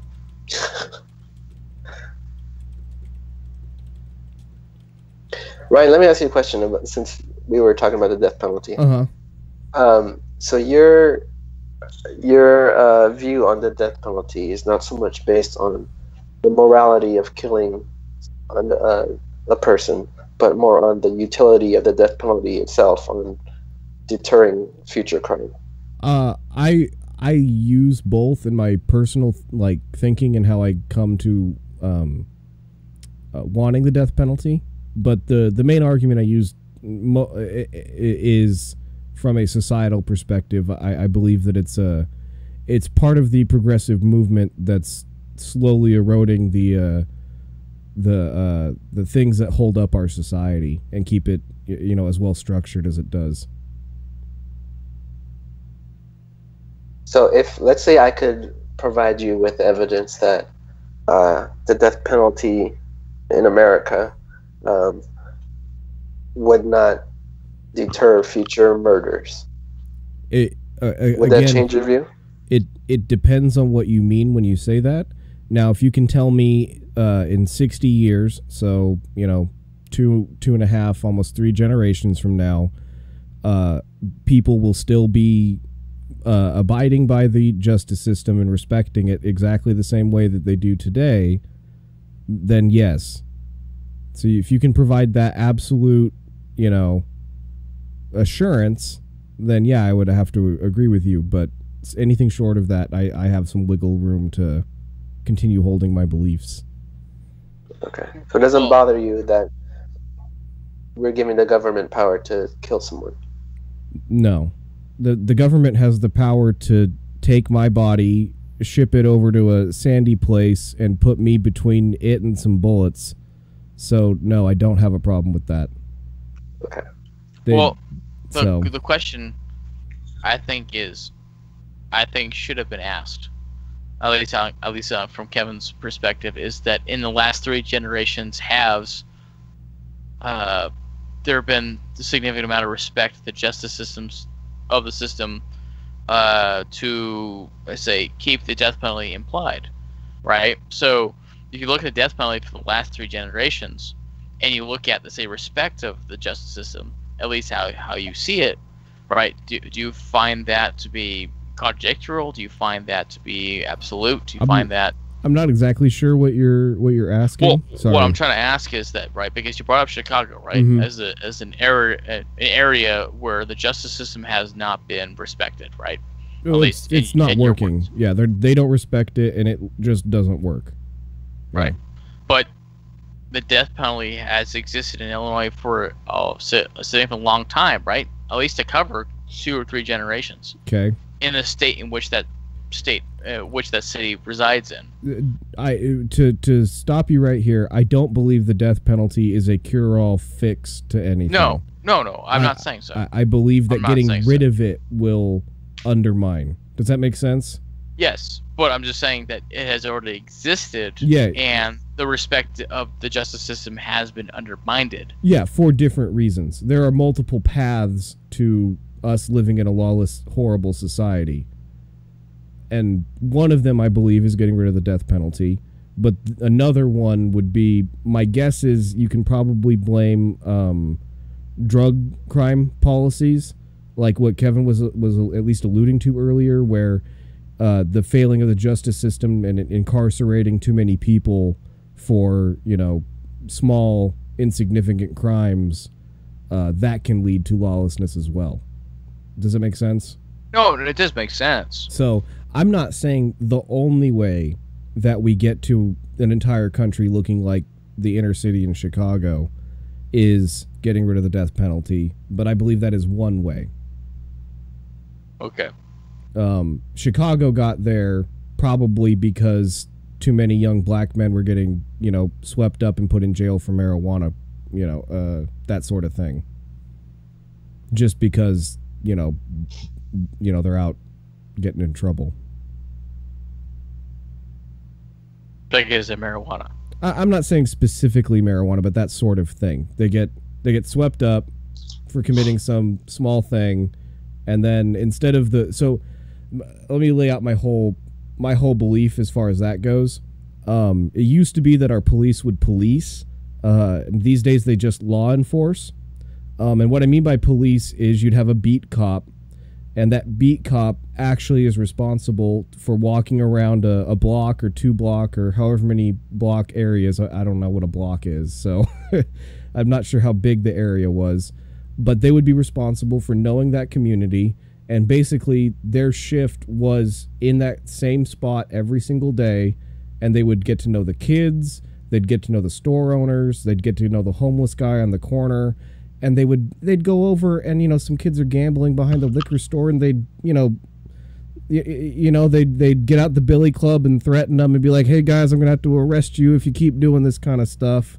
And then they all run off, and then the next day, and then eventually maybe he has to arrest one of them because one of them is an actual criminal. But the whole neighborhood functions better because they have an actual person that they can turn to in a time of need. The way it is now, police just sit in their cruisers, to my knowledge, and if I'm wrong, I hope that I get proven wrong. They just sit in their cruisers and look around for somebody that's speeding, or somebody pooping on the street so they can go give them a ticket and not do anything really about it, and just sit in their cruiser with that barrier between them and the community. So that the police aren't actually doing the job that they were doing at one point. And I'm not saying that it's their fault. It's probably somebody at the department above them, supervisors above them, that make these decisions. I would imagine that the actual law enforcement officers want to be in the communities more, getting to know them better. And again, I could be completely wrong, but how do you guys know of that happening anywhere? Anymore? No. Whenever it is, it's in the news because it's that rare. Yeah. No. At least from what I know, is usually that police officers that there are or police officers that are, let's say, hired or assigned to a city, let's say like Santa Ana PD, don't live in Santa Ana. Well, that's fine. The police officers don't need to live in the city. That's a bad idea for police officers to live in the city that they police. But in the context in which you were talking about, those police officers lived within the communities that they patrolled. They may have. it I'm did. not sure about that. I mean, so like at least what you were describing was like my grandfather growing up in Oakland. Okay. All the beat cops that all in the station that he lived right next to, all lived within the community. Oh, okay. Now today, so like a Santa PD will be living in Irvine, or be living in Santa Margarita, or living in OC, right? But it's for their own safety, right? That is the description, right? That's what, and to be just, it is for their safety. But at the same time, they're kind of they are isolated, and I think that's what I think you're coming upon to, is that peace officers and police officers today are isolated from the communities in which they patrol. Yeah, and they serve, right? Because they don't live there, they don't reside there, they don't come from there, or if they do come from there, they live somewhere else once they get the job. And then they go back, every day to go patrol and to serve and protect, right? To enforce law. And then when they go home somewhere else. Yeah, and you could be right that would help. I mean, because they would be members of the community. Yeah. In a sense. That I may mean, be helpful, it but could be both. It could be that's happening, and then what you're describing is happening simultaneously. Well, if they live in the community, then by definition, what I'm talking about is going to happen. Because if you're just at the softball game that everybody, you know what I mean? If you're just around, you're going to be able to, like, if you're around and your goal isn't let's arrest and let's throw in jail as many people as we can, and I'm not saying that that's the law enforcement officer on the ground's goal, but there could be people above them pushing them to make sure if you see anything, arrest by default, Yeah. And I think that's the fundamental issue with our inner city communities. They're just not getting policed. They're just getting law enforced. So, I think so too. At least from what you described, I would have to agree with you. If it's true, and like I said, in some ways, I hope that it is true, because it means that there's a fairly easy solution. Though if it isn't true, that means it's already being done, and that's a problem, because then I don't know what the solution is. So I don't know. That's just. That's why I think the lawlessness in Chicago takes place, because there's nobody there that wants the community to be, not nobody. There's tons of people that do, but the police aren't there doing the things that they used to do in healthy communities. I think they're too scared to do it now. Yeah. Or sort of like a vicious circle. Like, well, it's kind of like crime is getting worse, so the police are more scared to police that area, and because the police are more scared, crime is getting worse. Yeah. Well, I don't know which happened first. My guess is, and again, it's just a guess, is that they stopped doing the policing I was describing, and then this happened. That's my guess. That's what my gut tells me, because I feel like somebody came in with a new theory on law enforcement and how to best serve the community, and they went, ooh, we have these cars. We need to really use cars now. And they just stuck them in cars, and, now we're in 2018 with Black Lives Matter. Well, no, I think what happened was, at least how I think of it, is that when it came to the drug war, I know you've brought this up, but when it came to the drug war, the police, with federal funding, with state funding, enforced the community very harshly. Yep. There were innocents that were imprisoned or killed because of it. And not even innocents, people that should be innocent. Like, why would we lock someone up in jail and spend $30,000 or $40,000 a year on them because they got weed? That's never made any sense. Well, there should be, but I'm just talking about those that are innocent. Yeah. Right. Just going toward the legal standards. Yeah. Right. Should be that's an opinion. Yeah. Well, let's just say by definition of the law. Yeah, you're right. Those that like an apartment that got the wrong apartment that got Mhm. raided. So like in Dallas that just happened. Yeah. Right. Or the somebody, wrong apartment got raided. Or is it Dallas or in Texas? I don't know what you're talking about, but yeah. No, there's a story out of Texas where the wrong apartment got raided. The guy, the It wasn't- occupant got, It wasn't raided. It was just the officer lived in the same building, and she walked into an apartment that she thought was hers, and she saw a black man in there, so she shot him. I'm talking about a different story. Oh, okay. No, my story was that they thought it was something else. It was in Texas, and it was another. What was it? They thought it was like it was the wrong apartment. Mhm. They kicked down the door. They shot the occupant of the apartment. Ended up being the wrong person. Yeah. The wrong Sure, that's not part. the same story. No, it's not. No. Okay. Because when it comes to that story, was that the peace officer was actually dating the man of that apartment. Okay. Really? Yeah. I didn't hear that part. You didn't hear that part? No. Yeah, they were dating for a bit, and she supposedly walked into his apartment, walked into her apartment. But Huh. that's beside the point. That's No, insane. I'm talking about something else, where they Okay. go to the wrong house or the wrong apartment, and this has happened before, where the police go in, they kick down the wrong door, they shoot the wrong dog, they shoot the wrong person, Yeah. right? And then, nothing really happens. It's like, oh, we thought it was the right place. We thought it was the right dog. Well, as far And- as the dogs go, the police have a general rule that they shoot the dog for their own protection, and I don't blame them. I don't blame them one bit. But it's the wrong They don't dog, need to though. shoot a dog, though. You want to see my arm? That was one bite. You didn't need to shoot it, though.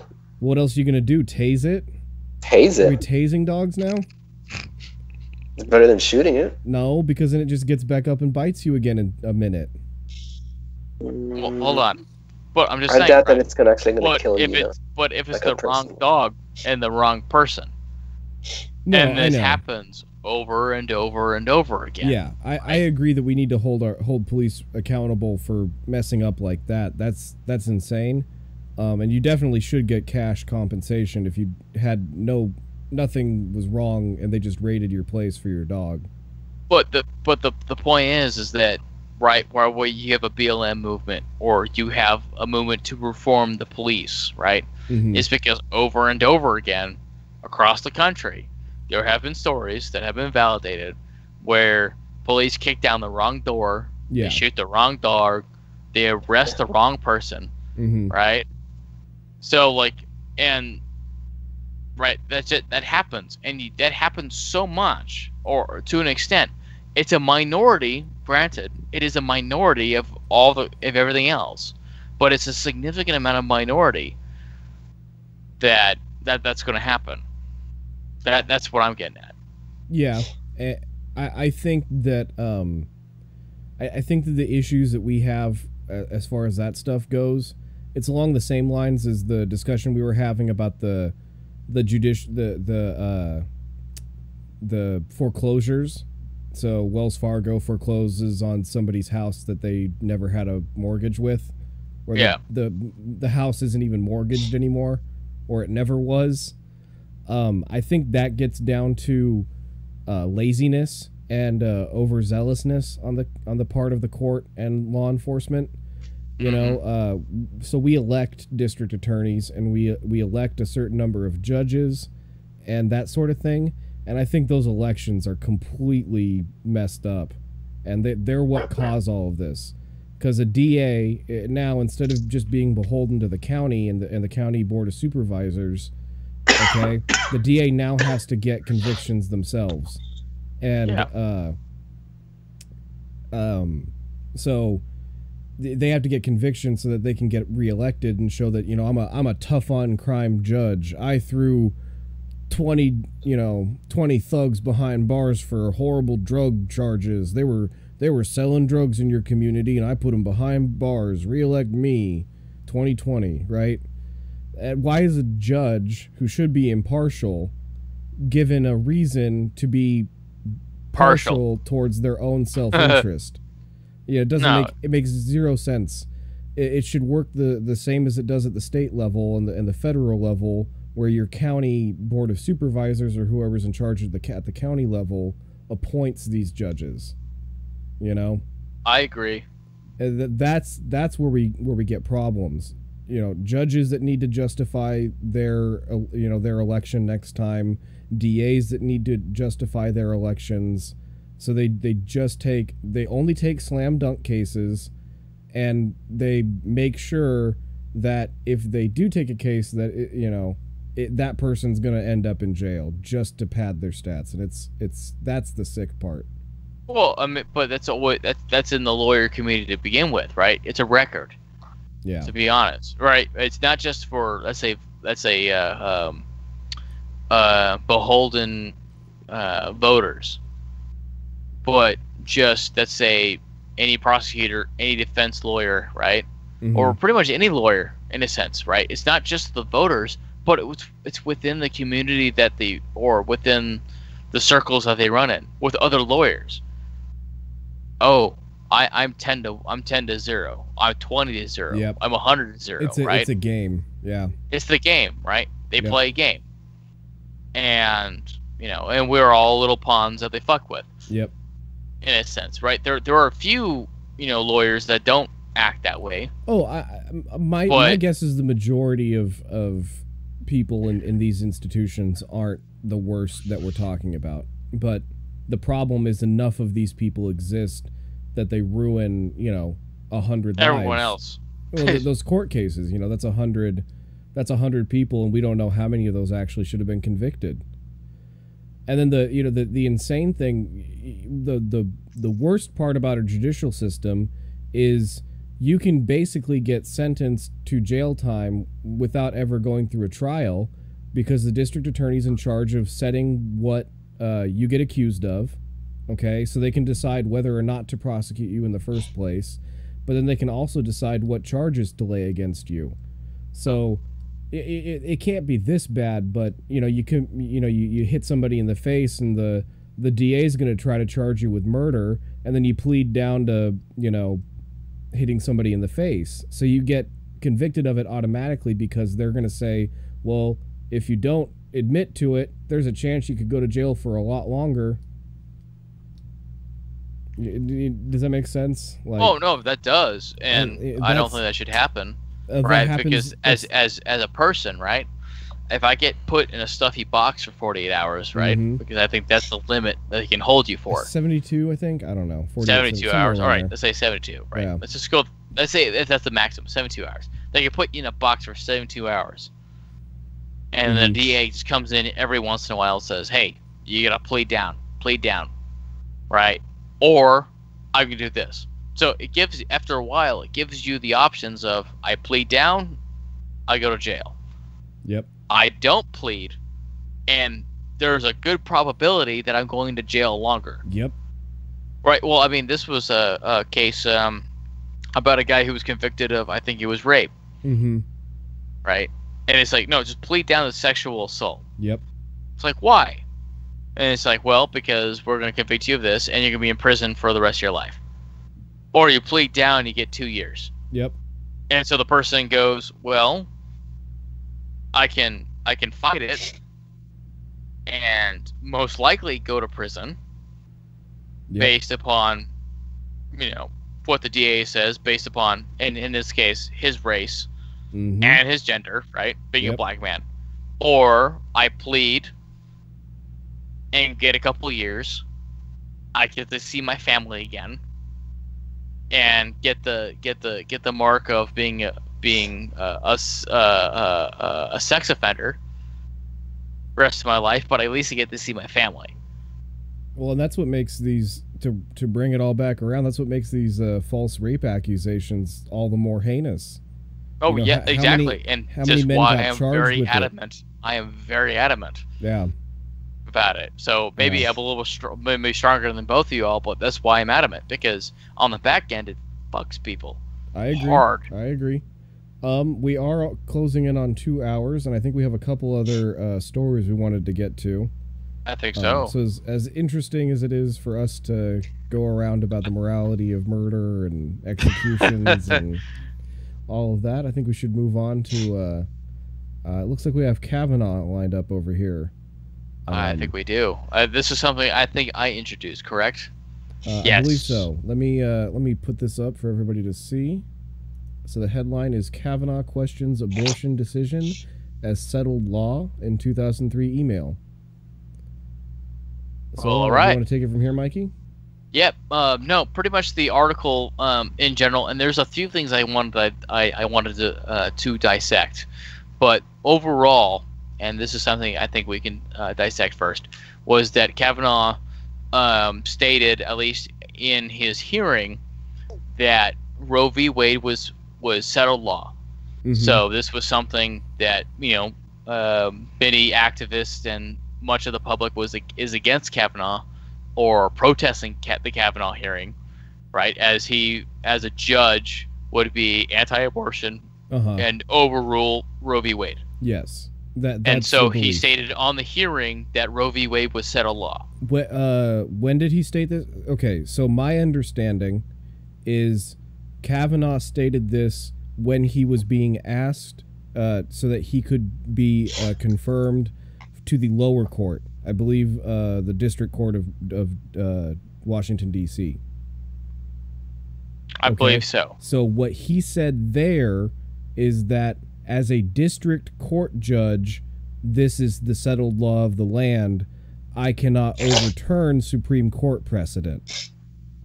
So it's an entirely different question now that he is being confirmed or denied as a Supreme Court justice. And I'm not sure that he has answered the Roe question as a Supreme Court nominee.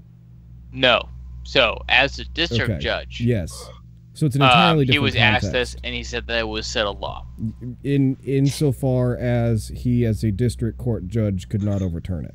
That's correct. Yes. Now, simultaneously, when roughly about the same time, there were emails that the Associated Press got their hands on that they released. Wasn't this released by the Senate when Cory Booker tried to release them illegally? Yes. So Senator Booker, I believe, went through that whole dog and pony show the other day about documents that had already been cleared to be released by the Senate. Yes. And these are those documents. Yes. Okay. So the statement about Roe v. Wade was not as being a nominee for the Supreme Court, but there were, so at least when it comes to Roe v. Wade being settled law, was him being a district court nominee. So we have the quote right here. Do you mind if I read it real quick? Oh, go ahead. In his email, he wrote, I am not sure that all legal scholars refer to Roe as the settled law of the land at the Supreme Court level, since court can always overrule its precedent, and 3 current justices on the court would do so. This is back in 2003. I believe this was before President Bush nominated Justice Roberts to the court. So I believe Roberts is the 4th. And then now the reason why SJWs and Democrats across the country are afraid is Kavanaugh would be the 5th. Yes. Okay. Well, and that's the point, that's why they're protesting him. Yes. But they were protesting him before that came out. Yes, of course. Of course. But, and this is where the article is going into, is that he stated that in an email before he was, either before or after he was nominated as a district appellate court judge, simultaneously when he said that it was settled law.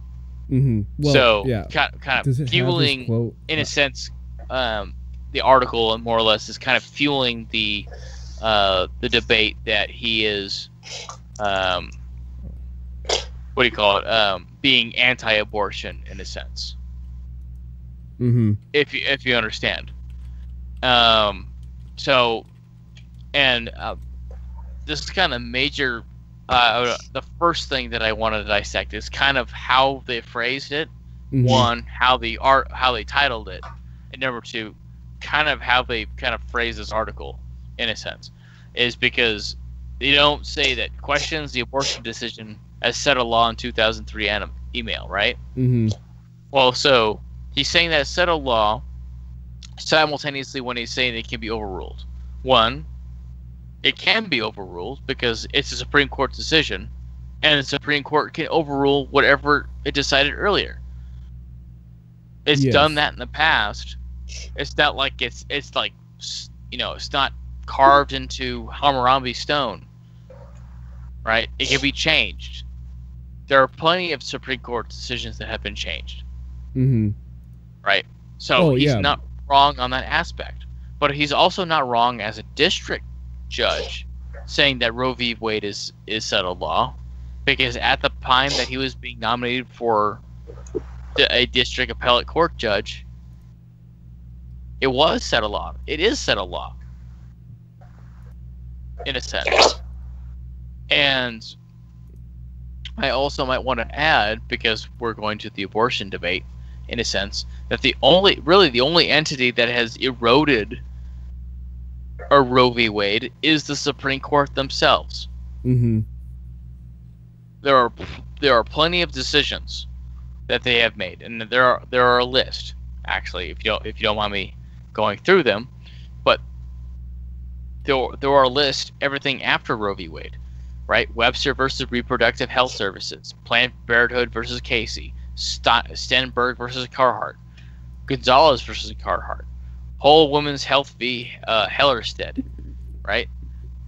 All those lists overall have degraded and eroded, generally, Roe v. Wade. Yes. And these are all Supreme Court decisions that have done so. Yep. So I don't want to take away the concern that, say, those who are for abortion are to this candidate, to the Supreme Court, but simultaneously, you cannot forget what the Supreme Court has already done. Right? I don't play so much neutral into this, but I'm going to play neutral into this.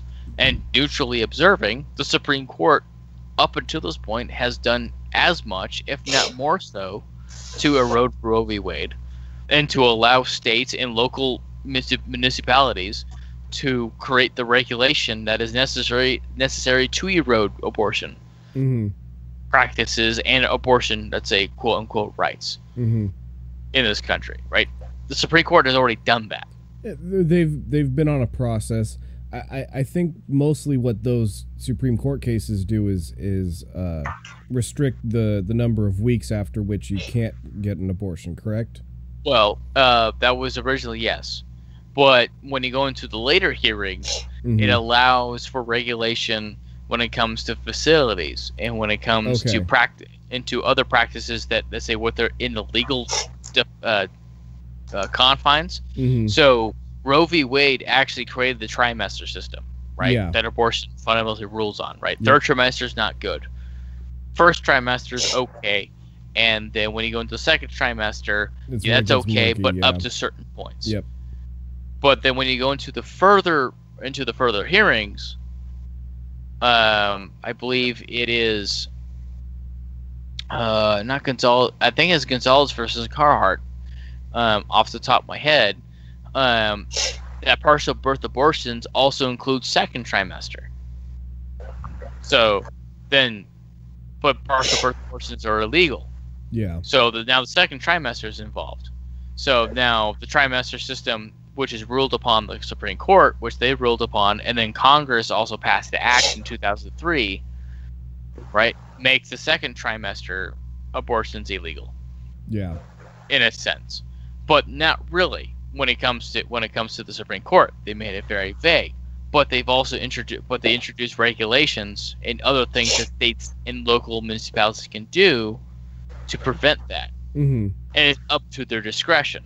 Yeah. So this is why, like, say, like Mississippi, or is Mississippi or Alabama, is the one state that's not going to have any abortion clinics in the entire state. Well, they added other things to it. They have to have, I don't know what they're called, but there's a special term for like a partnership agreement between an abortion facility and a hospital. No, this is how it works. So the doctor that is going to perform the abortions at an abortion clinic has to have the right to go perform surgery at a local hospital, so that they know that the patient can get admitted and get the care they need if it gets botched.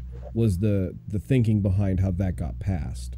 Yeah, but it's being used by states like Mississippi to keep abortion clinics from staying open. Yeah. Exactly. So, but if you had Roe v. Wade and just Roe v. Wade, no decisions afterwards, just Roe v. Wade, you wouldn't have that. Yeah. But now the Supreme Court has added 5-6 more decisions, and what they've done is they backpedaled, in a sense, and they made it more vague, and they made it more general. And so, when we look at Roe v. Wade as a decision, the only entity that has weakened it is not interest. It's not other really Supreme Court judge nominations. It's just been the Supreme Court themselves. Well, that would be based on the nominations. That's the theory, at least. Based upon the nominations, but I mean, you have Ginsburg, who wasn't there for the decision, but pretty much there after. She wasn't there. She wasn't there in for Roe itself. I feel like she's old enough. Oh, you'd think so, but no, she wasn't. And she's been a critic of Roe v. Wade for a long time. A critic? A Roe v. Wade, yeah. Ginsburg, what do you mean? yes. What do you mean by a critic? Like, what is she critical of? Because I would imagine she's critical of that Roe v. Wade never solved the abortion issue. Okay. Right? It didn't. Because I would imagine Roe v. Wade didn't. She's pro-abortion, if I'm not mistaken. She is. Yeah. But Roe v. Wade didn't do so. Okay. So if you're pro-abortion, Roe v. Wade didn't solve the debate. It's not enough. Yeah. But just how it's written, it doesn't. And the decisions afterward have made it so general or so vague that states kind of interpret it as they wish. Yep. So, but I want to kind of redirect to the Kavanaugh thing, is that maybe Kavanaugh is a quote unquote conservative, right? As let's say other quote unquote conservative judges, like let's say Roberts, who is supposedly a quote unquote conservative judge, kind of flips his tune. I don't know if Roberts necessarily changed his tune. He just the problem is that we're conflating conservative to mean different things. So a conservative president would be different than a conservative Supreme Court justice. But before you go on to that, and I understand where you're going at to, but does the public know? No, I don't think the public. No, they don't. We're using the same terms. And maybe I should have introduced this further. Is that maybe conservative as how the American public sees so? Right? Yes. Because a conservative judge is much different than a conservative president. Well, we should use different terms. I will give you that. Yeah, we should call him either like a textualist judge or a constitutionalist judge or something like that. But the American public doesn't know. No, they have no idea.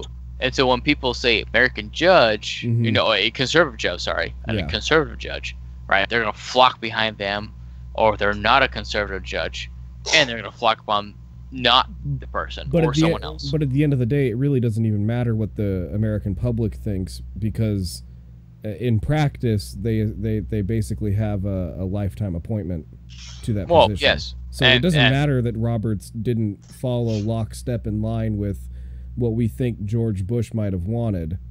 Does that make sense? Oh, no, it does, and that's what I'm trying to point out.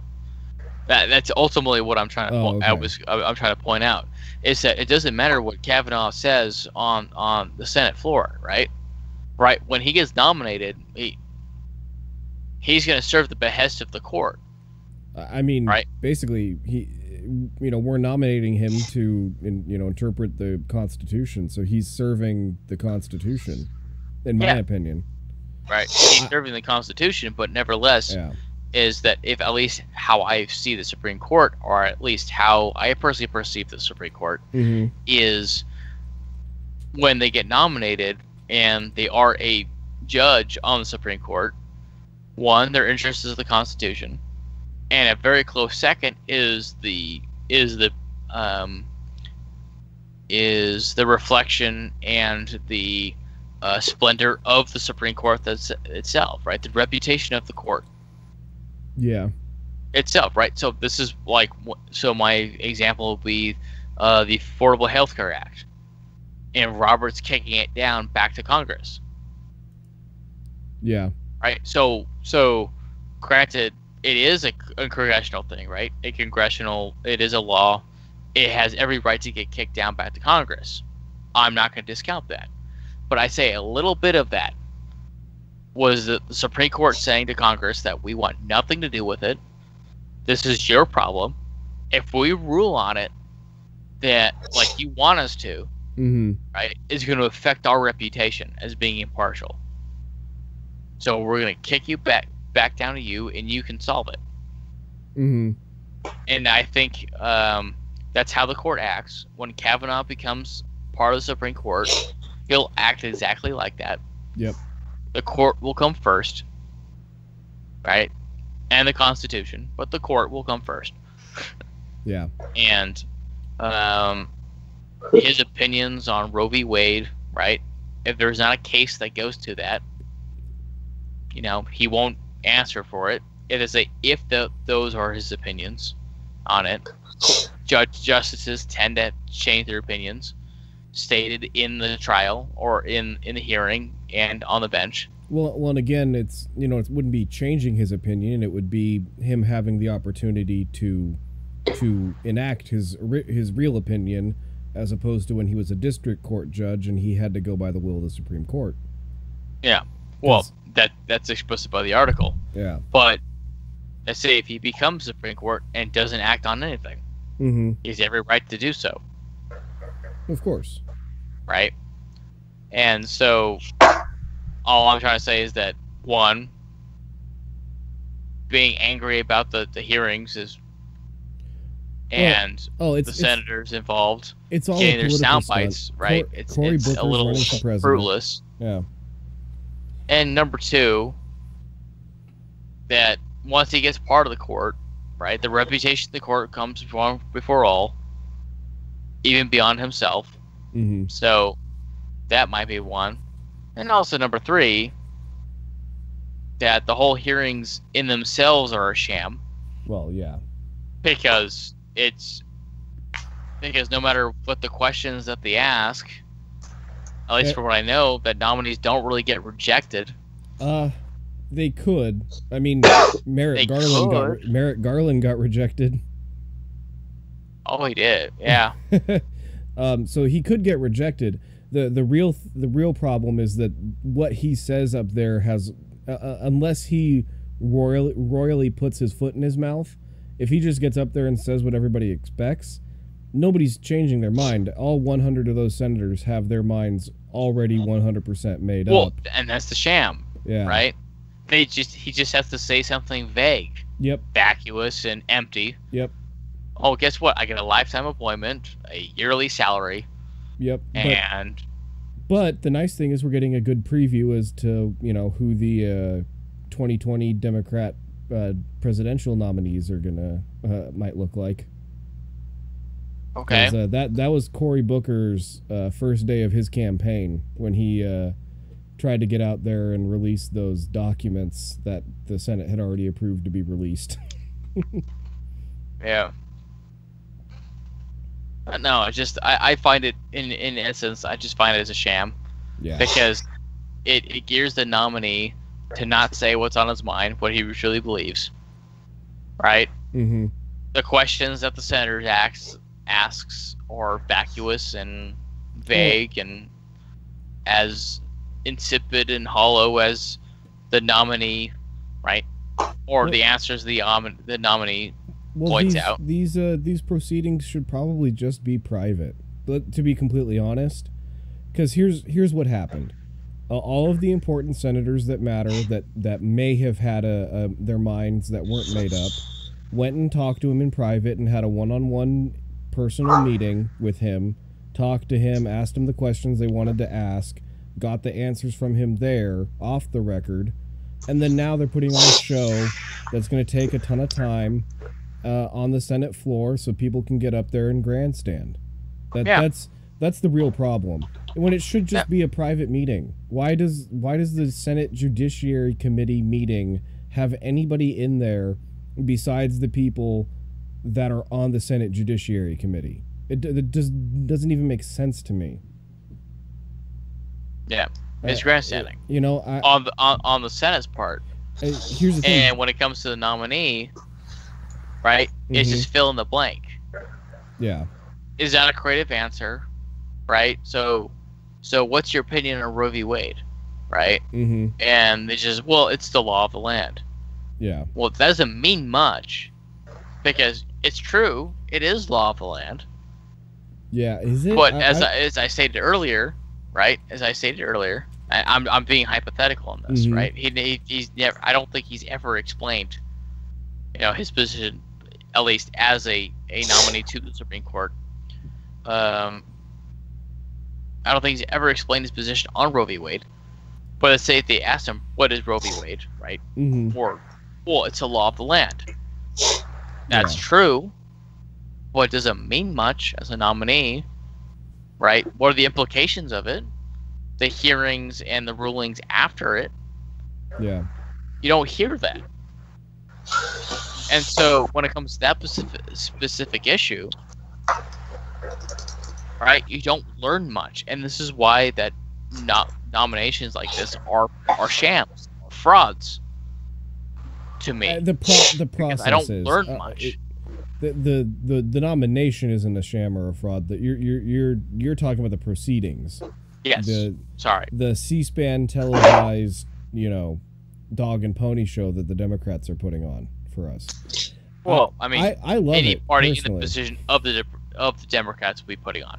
I love it. I don't think any sane, rational human being looks at what the Democrats are doing and goes, they're not crazy. I should vote for them in November. I don't think any sane, rational person does that. If anything, they have to ignore these stunts and then go to the polls and hold their noses while they vote for Hillary again. That's the best case scenario from the antics that they're pulling here. Nobody respects them or wants that. At least nobody that doesn't have their mind already made up. That would be voting blue in November regardless. So I think that what the Democrats are doing here is a complete mistake. It's a huge tactical error. But because they made their tactical error, how do you call it? They made their error when they tried to get their nomination before Obama, left office, and they let that slide. What do you mean? Well, so Obama nominated someone to the Supreme Court. Oh, yeah. Right, well, when he was in office. Yeah. But it was at the end of his term, and they were riding on Hillary Clinton, right, to win presidency, and that didn't happen. So everything got disrupted. Yeah. Well, and then, I forgot who was the last nominee that became part of the Supreme Court before what do you mean? Oh, the last person the person that Trump nominated before Gorsuch. Okay, sorry, right? I didn't know if you were talking about Roberts or Gorsuch because Gorsuch. Because I believe the ones that actually successfully got nominated was Roberts, and then we wait 10 years or 12 years, and then it's Gorsuch. No, it's Gorsuch. No. But I was talking about Obama wanted to nominate somebody. Yes. But the Republican Senate denied it. Yep, as they have every right to. Despite what they have every right to, the but Democrats not saying want you they to denied believe. it. Yeah. And instead of pressing the issue, he let it slide. And thinking, and a lot of it, I believe, was because they thought Hillary Clinton was going to win. To then press the issue to the point the Senate could not deny it any longer. But Hillary lost. Yep. And they got Trump, who then nominated Gorsuch and now nominate. And so I think a lot of the resentment is the fact that, one, at least the public, is one, that the person that Obama wanted to nominate didn't get nominated. He got nominated. He didn't get confirmed. Yeah, well, he wanted the president nomination, Yeah. but the hearings to get confirmed never happened. Yeah, it doesn't matter how they don't get confirmed. He was still nominated. Yeah, true. Yeah. And I totally agree with you that. I'm just saying that the resentment of that is echoing. And so it's not just one Supreme Court justice, it's now two. What do you mean? So it's when now it came to Gorsuch, right? Okay, well, there was some hostility. Yeah. But then now is another one. Yeah. Right? It's just added. It's multiplying. Yeah. Did they do any of this stuff for Gorsuch? No. I wonder why they didn't. I well, just because realized. because it was still because Gorsuch replaced Scalia. Okay, so were they? So okay. it was still been a 4-1-4. Yeah. Right. But now because I believe Kennedy. Yeah, he resigned. Yeah. He was kind of a flip vote, sort of. No, not really. Yeah. Let's say not on abortion. He not an abortion, but other things. He voted for some. He voted against some gun laws, I believe, and a few other things. Yeah. What? I mean, when it comes to what is socially right acceptable, or to say socially hot topics, and now Kennedy would not have, but because he dropped out, or because he resigned. Yeah. Retired. It's now a retired, but now it's 5 without Kennedy. Yeah. And this is why I don't know. It's exciting. Oh, it's exciting, but that's why the hostilities are even more exponential. Yep. In a sense, but I think just it's at the end of the day, the election. I guess that too. Well, the election, but at the end of the day, he'll still get confirmed. Probably, unless they can flip a senator or two. It doesn't take much. It's fortunately, not fortunately, because of the fact that McCain passed away. There is a more secure senator in there, I believe, now to vote on it. But that could have been an issue. Jeff Flake's still an issue. I think they'll vote on it before the election. No, I know. No, I know. I'm sure they're voting on it before the election. The problem is McCain might not have voted for him or something stupid for some dumb stunt that he was trying to pull. I don't think so. I think he would have. I don't know. Who knows? At the end of the day, now we're talking about the predictions of a man dead. That's true. If he were still alive. But what I'm saying is, it's the senator that is in there now is significantly more secure in voting for Kavanaugh, to my understanding. Oh. Yeah. So, sounds like we've just about mined this one of all the interesting aspects of it. Do we want to move on to our final story? Sure. Who put this one up? Was this you, Kevin? Which one? The Kaepernick one? Yep. Yeah, this was gonna go up when we were gonna do our Sorry, what did you say? Right? Last week, I think. Yeah. So Kaepernick did an ad with Nike. What does it say? It says yeah. Yep. Do you want me to read it? Yeah, go ahead. As NFL offers measured response to Nike's Kaepernick ad, other reactions range from support to outrage. This is a Fox News article basically talking about the Colin Kaepernick ad that he did with Nike. I can't even... Do they have the original ad in here? Shoot, where is it?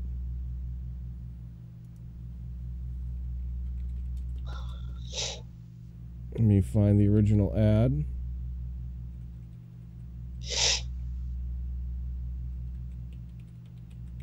Okay.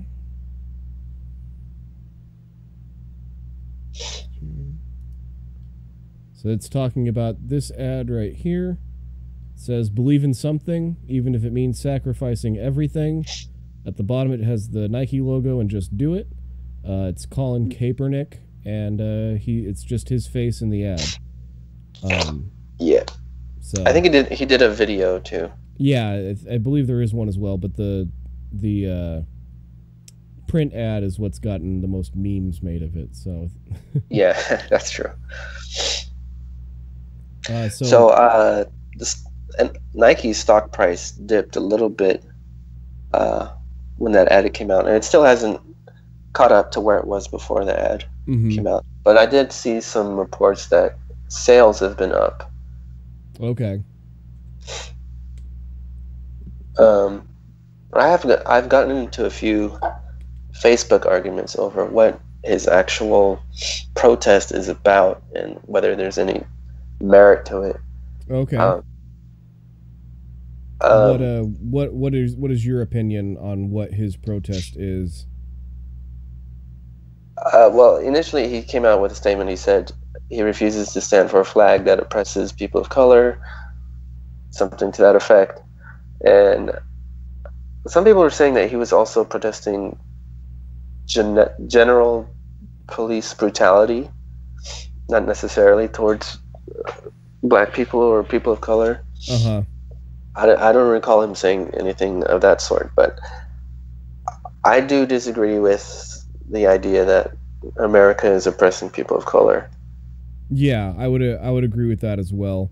I mean, even in all of the instances that I know of, and I'm not saying that other instances don't exist, but in all the instances that I know of, the police officer was acting based off of, their best knowledge at the time. They either had a gun or had a weapon of some sort. Generally, when police shootings do occur. So the whole premise is generally kind of blown up when you look at the people that get shot. They have weapons, they have tons of priors. They're not just innocent people on the streets getting shot. They're acting improperly when they get confronted by police, because if they get arrested, they're going to jail for life. Generally, from my understanding. But I guess it's getting a little bit too into the weeds on that issue.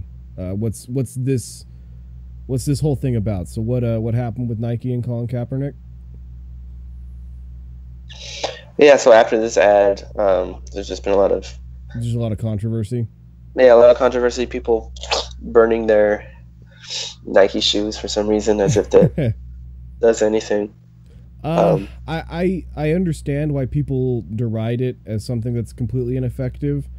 But if you have enough people doing it and you've got YouTube videos and stuff going viral about it, I think that actually could have a negative impact on their bottom line.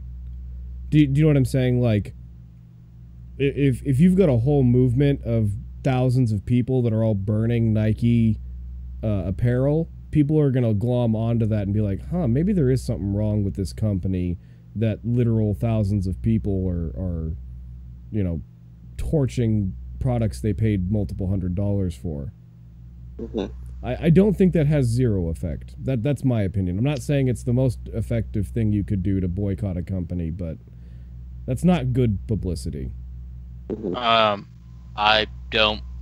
just think it's kind of dumb, because most of the stuff that they're burning, they've already paid for. No, I agree that is. I can understand your opinion that that's dumb. I think it's a little less dumb than you think, but that's my opinion. Okay, Nike. Okay, yeah. Well, I mean, one, I think it's dumb. So maybe my dumbfoundry kind of goes into a couple of different levels. But one, the one thing I think is dumb is when you have multi-billion-dollar corporations kind of attaching themselves to social causes. I would say like Nike or Starbucks or Abercrombie and Fitch, or just name one, right? And what do you call it? They attach themselves to these causes and stuff like that. And one, it's a principle that I don't particularly like. And I say, like, if I were like a business owner, I would want to be as impartial as I possibly can, and to cater to as many people as I possibly can. Oh yeah, of course. So as a company doing that, or a corporation doing it, to segregate themselves into a certain populace or population, right, or consumer base, or a certain part of the consumer base, in a sense, I think is kind of limiting. But if they're making enough money doing it, then I don't know. I can't disagree with it. Yeah. But that's just something, at least that's a value, one, in itself that I don't particularly like. Also, number two, when it comes to things that you already paid for, like, so I don't burn it. You put money into it, kind of wasting it. So here's another reason I just came up with it, but another reason why I think it's a little more effective than you might imagine. So these are all people that were wearing Nike products, right? They owned shoes. Well, what's on a Nike shoe? What's on every single Nike shoe? Swoosh. A swoosh, right? So you, by wearing that apparel, are walking around as a billboard for that company. So people see you jogging down the street in your Nike swoosh shoes, and they go, "Oh, that's a good jogging shoe. I just saw 10 people jogging down the street with the same logo." So you could just not wear it. That's true. But, if you're not going to wear it, you might as well burn it because it's just taking up space. And if you were to go and donate it to, like Goodwill or something like that, then somebody else is just going to buy it, and they're going to use that shoe as walking advertising for the company. Well, I mean, if someone then buys it, then one, they support the company in their decision to back a product, or number two, they're apathetic of it and don't care. Yeah. So why is your problem when you donate it? So the issue you'd be for contributing to it being seen even more. So it being a billboard. So if I hate Nike, right? I have their apparel. I am no longer going to wear it, but I don't want anyone else to use that shoe as a billboard. The best idea for me is to burn it. Does that make sense? I think it makes sense. I think it's dumb. I agree that because you put money into it. No, I agree. So let's say if like Honda decides to fucking support some social cause I don't like, I'm not gonna burn my Honda outside, right? I've sunk a lot of money into it, and if before you go off saying like $60-$70, that's not a lot of money. It's a lot of money. Well, you had to amortize to a lot of people. You had to amortize that over the lifetime of the shoe. You might have had the shoe for 5 years.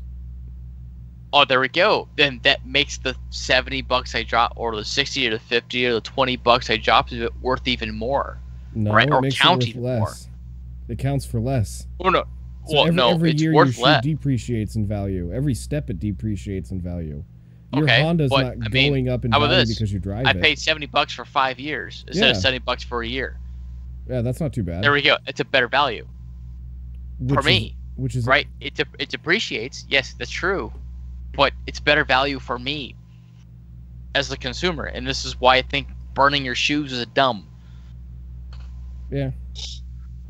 So okay, I buy Nike shoes. I bought them last year. I've dropped, let's say, $50 into them.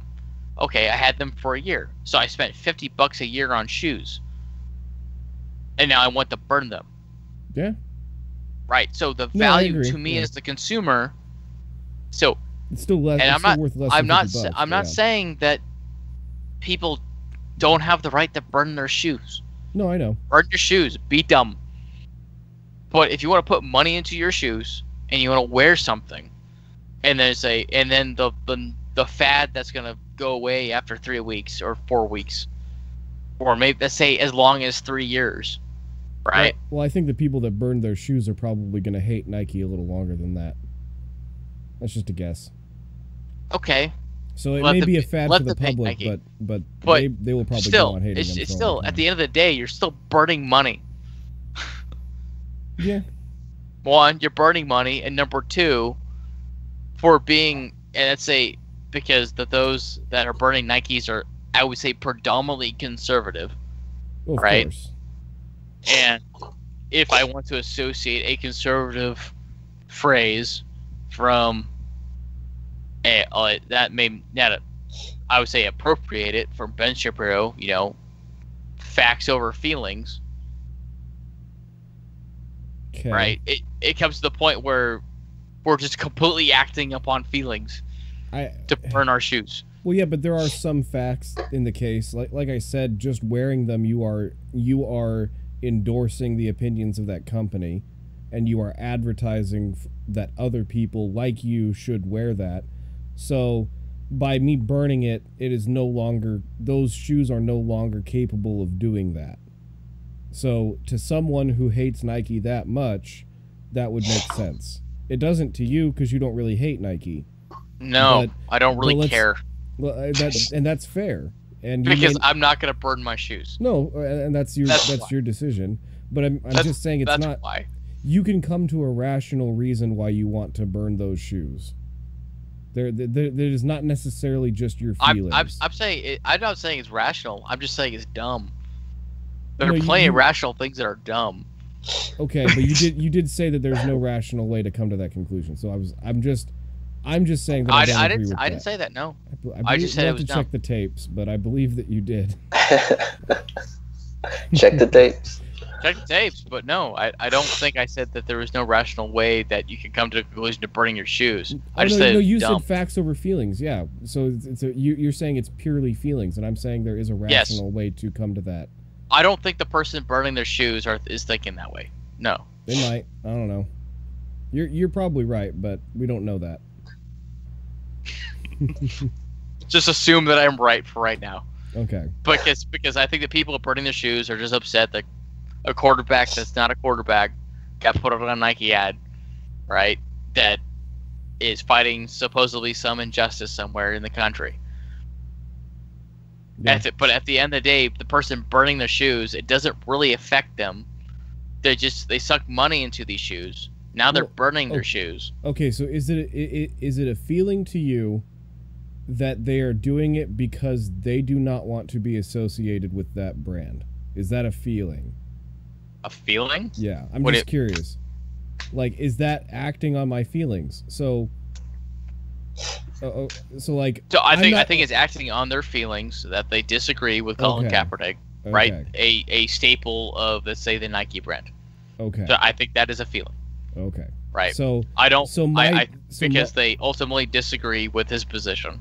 So my decision to never buy a Planned Parenthood T-shirt and wear it, that would be based on my feelings. I would say so. Okay. Yes. But the thing is that the difference, what you're conflating is that, let's say if you bought a Planned Parenthood shirt and then you burned it. Okay. Right? I think is different than from you actually refusing to buy a Planned Parenthood shirt. So, okay, what if I bought a Planned Parenthood shirt, I then radically changed my beliefs and my opinions to the point where I no longer believe that abortion is acceptable and that it is murder? Would it be my feeling that I then burn that shirt? I think it would be in your prerogative, yes. No. And your feeling, yes. Okay, so that I'd it would be your feeling, yes. Okay. It would be. Okay, but the question is I would imagine that Ben Shapiro probably doesn't agree that would be me burning it based on my feelings. But that's, I'm just asking because I'm curious. No. Ben Shapiro would disagree, but I would say that it would be your feelings, yes. Okay. Now, because it is your feeling that you are against abortion to burn that shirt. That's my belief. But I wouldn't say that it's so a feeling is something that can radically change at any given moment. A feeling would be fleeting.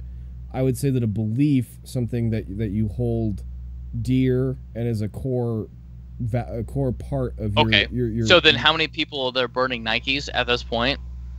Are they going to have their feeling like a month later? That and you could be correct that most people will they don't care about it. Yeah, they don't really fucking care about it. No, that you are. They're burning their shoes, and then they're gonna be over it, and they're not gonna think about it. They're still gonna watch football. Yeah, and they're not give a fuck about it. Well, technically, you can still watch football because the football man isn't playing. But that's complete. So they did the right thing and didn't hire part him. of it. That is a part of it. They're still gonna watch football. They're still gonna watch the Nike ads on TV. That's true. Right? They're not gonna give a shit about it. You're right. They're just burning their shoes right now. So I think that's different from what you're talking about, the Planned Parenthood shirt. right? Pick one. You're never gonna buy. I know you. You're never gonna buy a Planned Parenthood shirt. But the second scenario was I was in support of abortion and then changed my mind, or changed my beliefs, I should say. Okay, but I mean, like, are you so? Who bought really? Who the majority of people bought Nikes up until this point was in support of Nike. Yeah. Nike, and let's say the ideology that they support. So technically, before, as far as I know, and Nike could have had other controversial stuff in the past. That's possible, but let's just assume that this was the first controversial stance they took. If it's the first one that they took, and I didn't disagree with them being a shoe company, but now I disagree with them being a shoe company that supports murder, or let's say abortion, right? I would have every right to then be upset and want to burn my stuff to make sure that I no longer am associated with this brand, and the stuff that I have bought can no longer advertise for them. But why you can? What? So then my question is, why are you putting that? Why are you assuming that? Right, that you are part. Right, isn't that a little too commercial? Though, like, are you really kind of commodifying yourself at that point?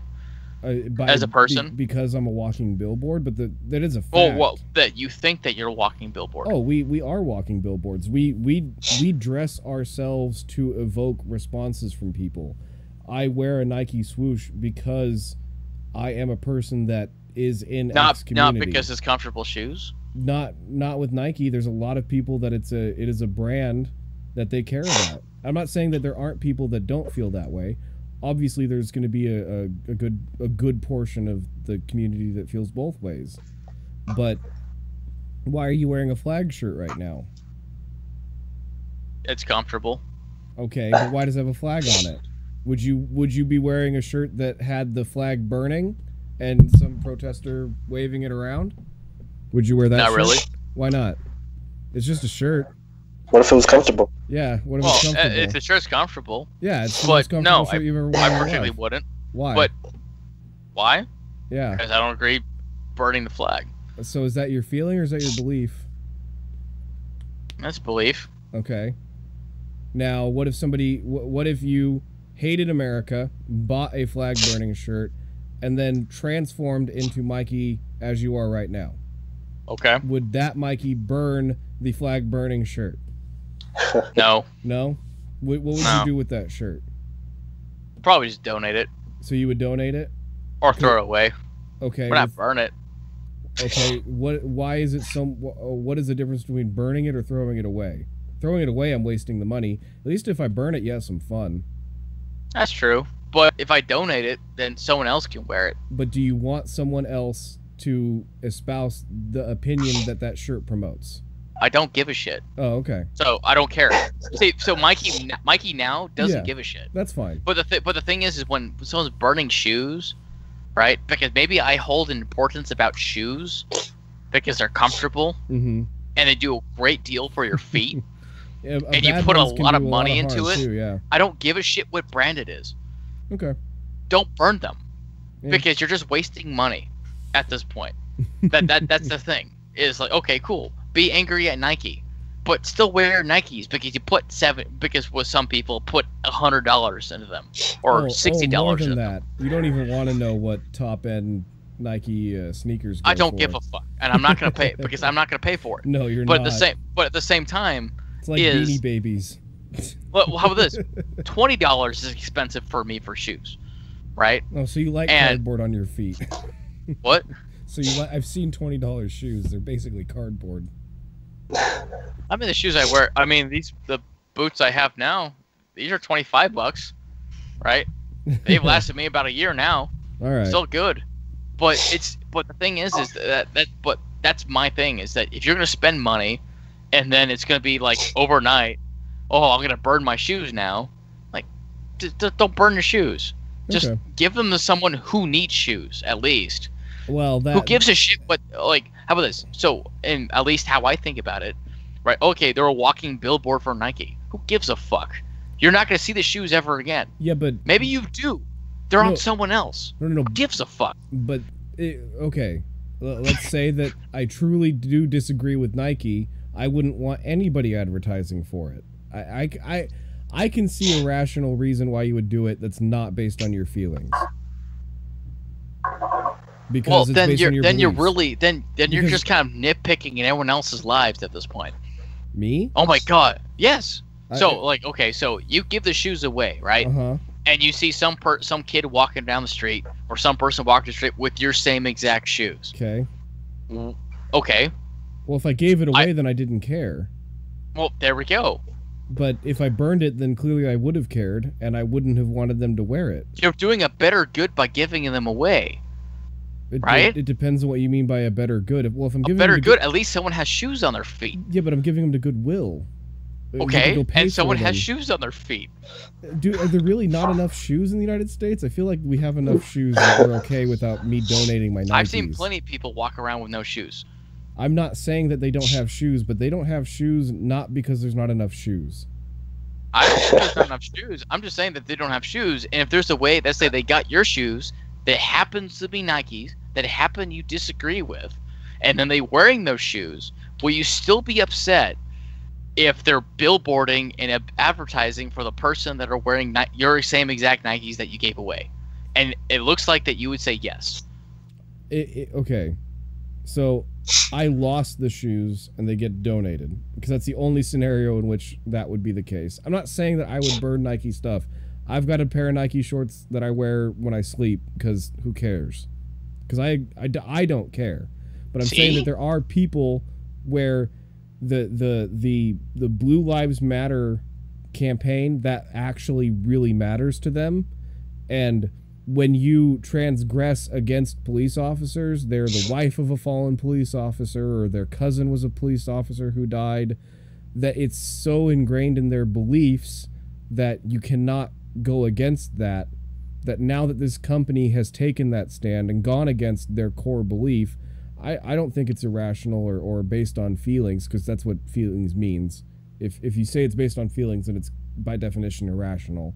Well, I mean, the day before they weren't upset with Nike. Well, yeah, because the day before Nike hadn't taken that stance. Okay, that's like saying that I crack a beer bottle over your head. Well, you didn't punch me in the face yesterday. Well, yeah, I didn't crack you over the head with a beer bottle yesterday. The feeling that I would have at that moment is to be angry and hit you as That hard as wouldn't I be possibly a can. feeling because No. But the belief would be is if I hit you the next day, and the day after that, and the day after that, that would be kind of an on-standing belief, wouldn't it?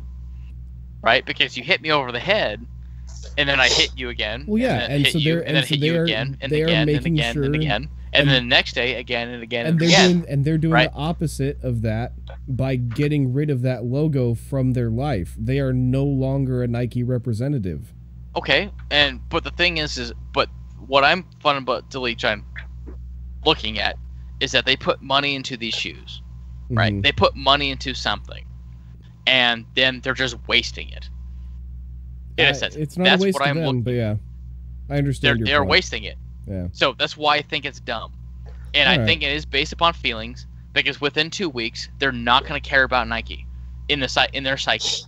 I believe that there will be some people that do, but I guess it's neither here nor there at this point. For most people, they're not going to care what happens the next 24 hours. Yeah. Right? That's just the news cycle. That's just how people operate now.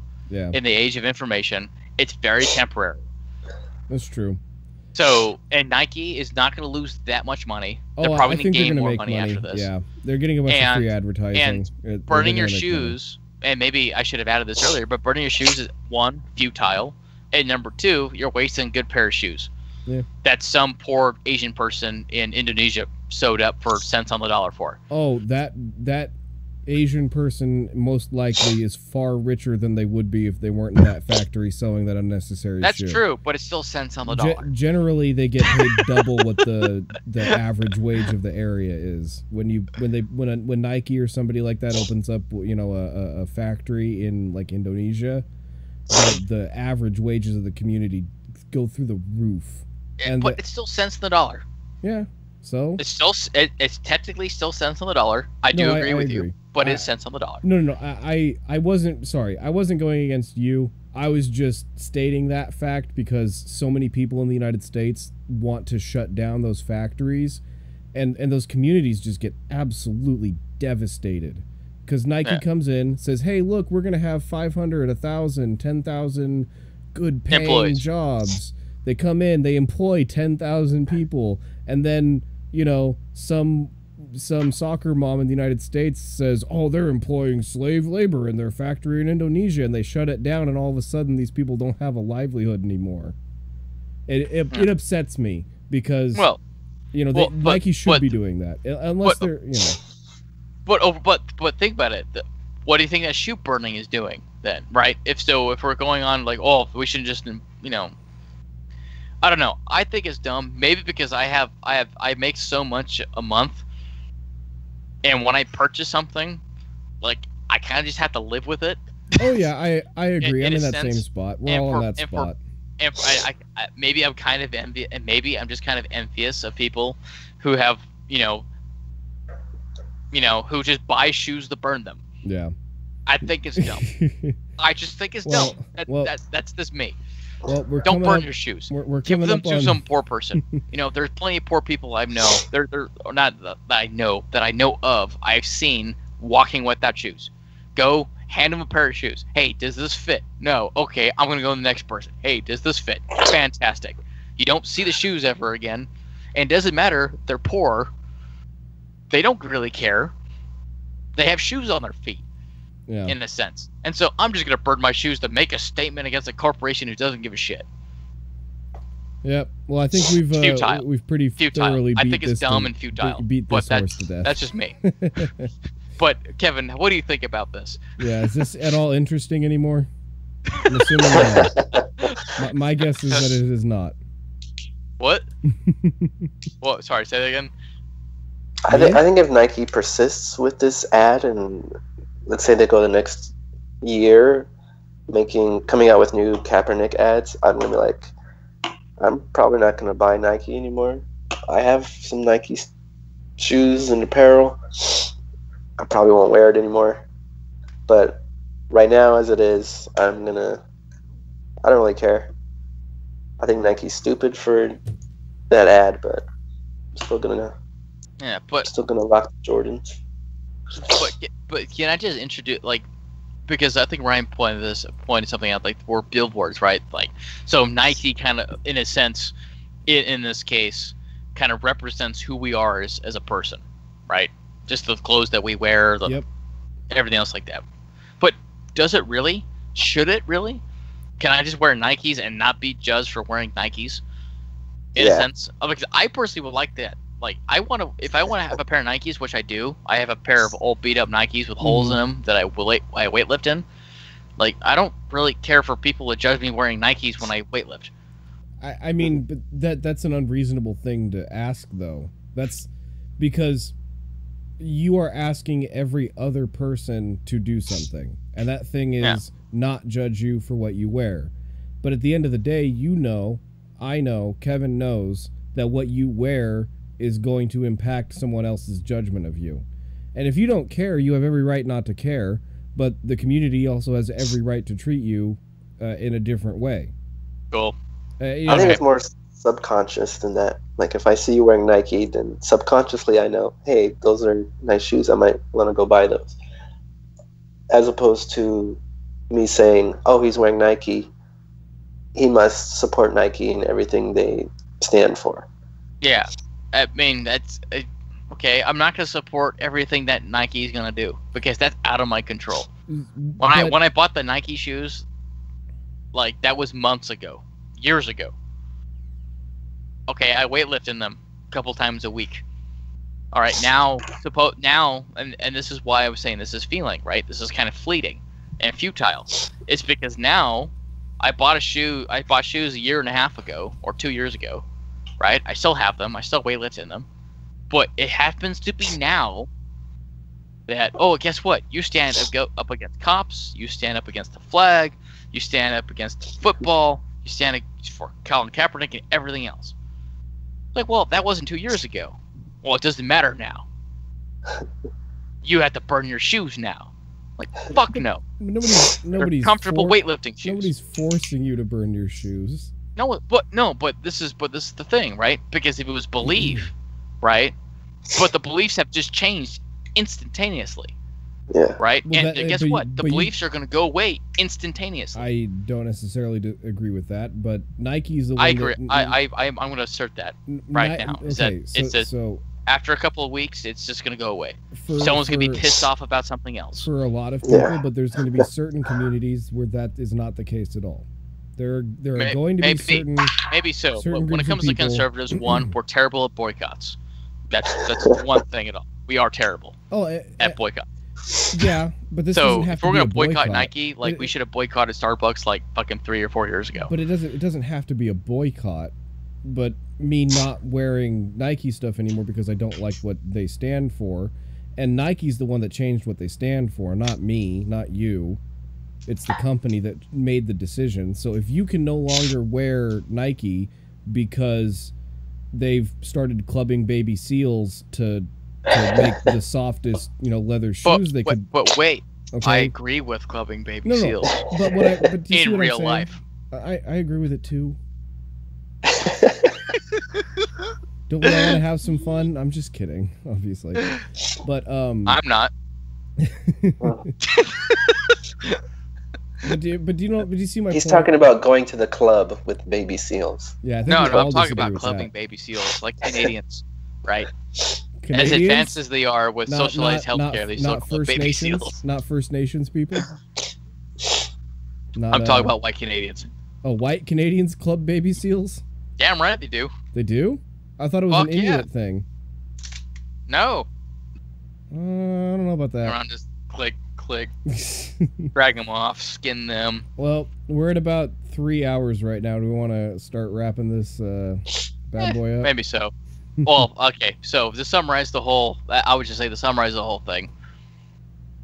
At least when it comes to the Nike thing, Ryan is up of the opinion that if an organization or a corporation that, let's say you bought a pair for, changes their beliefs that you disagree with, that you have the right to more or less burn or remove and not wear the things. Well, I think we Now, I'm both not believe saying- we have the right.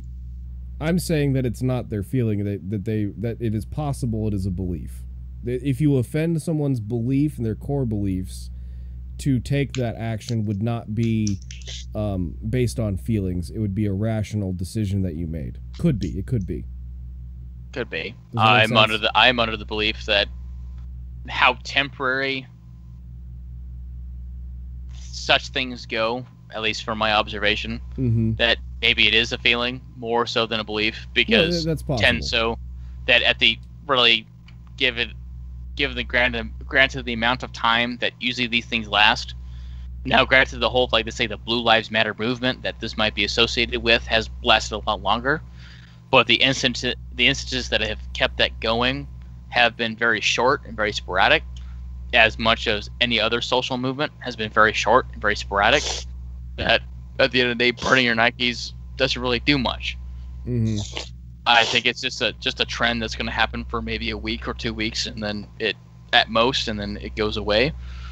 And I'm also the belief that once you buy shoes or buy an article of clothing, right, that suits your needs and your functions, that burning it is just a waste of money, and that it can be suited for different purposes. Mm-hmm. That's my belief. At least that's my understanding Yeah. of the situation. All right. I think that's a pretty good place for us to wrap it up for tonight. Gentlemen, thank you for the discussion. It was a wonderful time, as it always is. Yes, it has. and- Very disagreeable, I would say, Well, this time around. it was very disagreeable, but only because I think we were all just kind of nitpicking. We don't really disagree on all that much. Not much. really. Well, no. except for Actually, what, we didn't even really get to my beliefs on capital punishment. Yeah. It was just you two. Yeah. So Well, maybe we- they'll stay a secret for Well, now. I think Kevin and I just get into like very deep disagreements about a few things. Oh, Yeah. I don't Abortion. disagree with anybody It's- on anything. It's very That's terrible. interesting, you know, how a lot of people see my beliefs in capital punishment being okay and abortion being wrong as conflicting. I wonder if those same people think that Kevin's belief in abortion being acceptable and capital punishment being unacceptable would be equally conflicted. Probably not. Probably not. I'm gonna guess it's a far-fetching guess. It's way out there, but probably not. But I just find that interesting because they're both equally, conflicting beliefs to from a certain perspective. From a certain perspective. So I just find that interesting. And so how about our disagreements, Ryan? Do we really have any real? I just disagreed with one word. Really, you said they did it based on their feelings. I don't even disagree with the fact that it's a waste of money because of course it's a waste of money, Mikey. Duh. But if you believe in something that much, if you believe in something, I don't know. I kind of understand it. If Honda comes out and says death to America, am I gonna go outside and burn my Honda? But again, a car is a bit different than a shoe. I mean, you spent how much money on your car versus the $100 you would have spent on a Nike. It's a little. I don't spend $100 on Nikes. I don't think. I think the most I've spent on shoes was probably $70, and I'm still regretting it. That's not that far off, yeah. What? That's not that far off. But, I mean that I still regret that to this day because they lasted me 5 months. Fuck those things.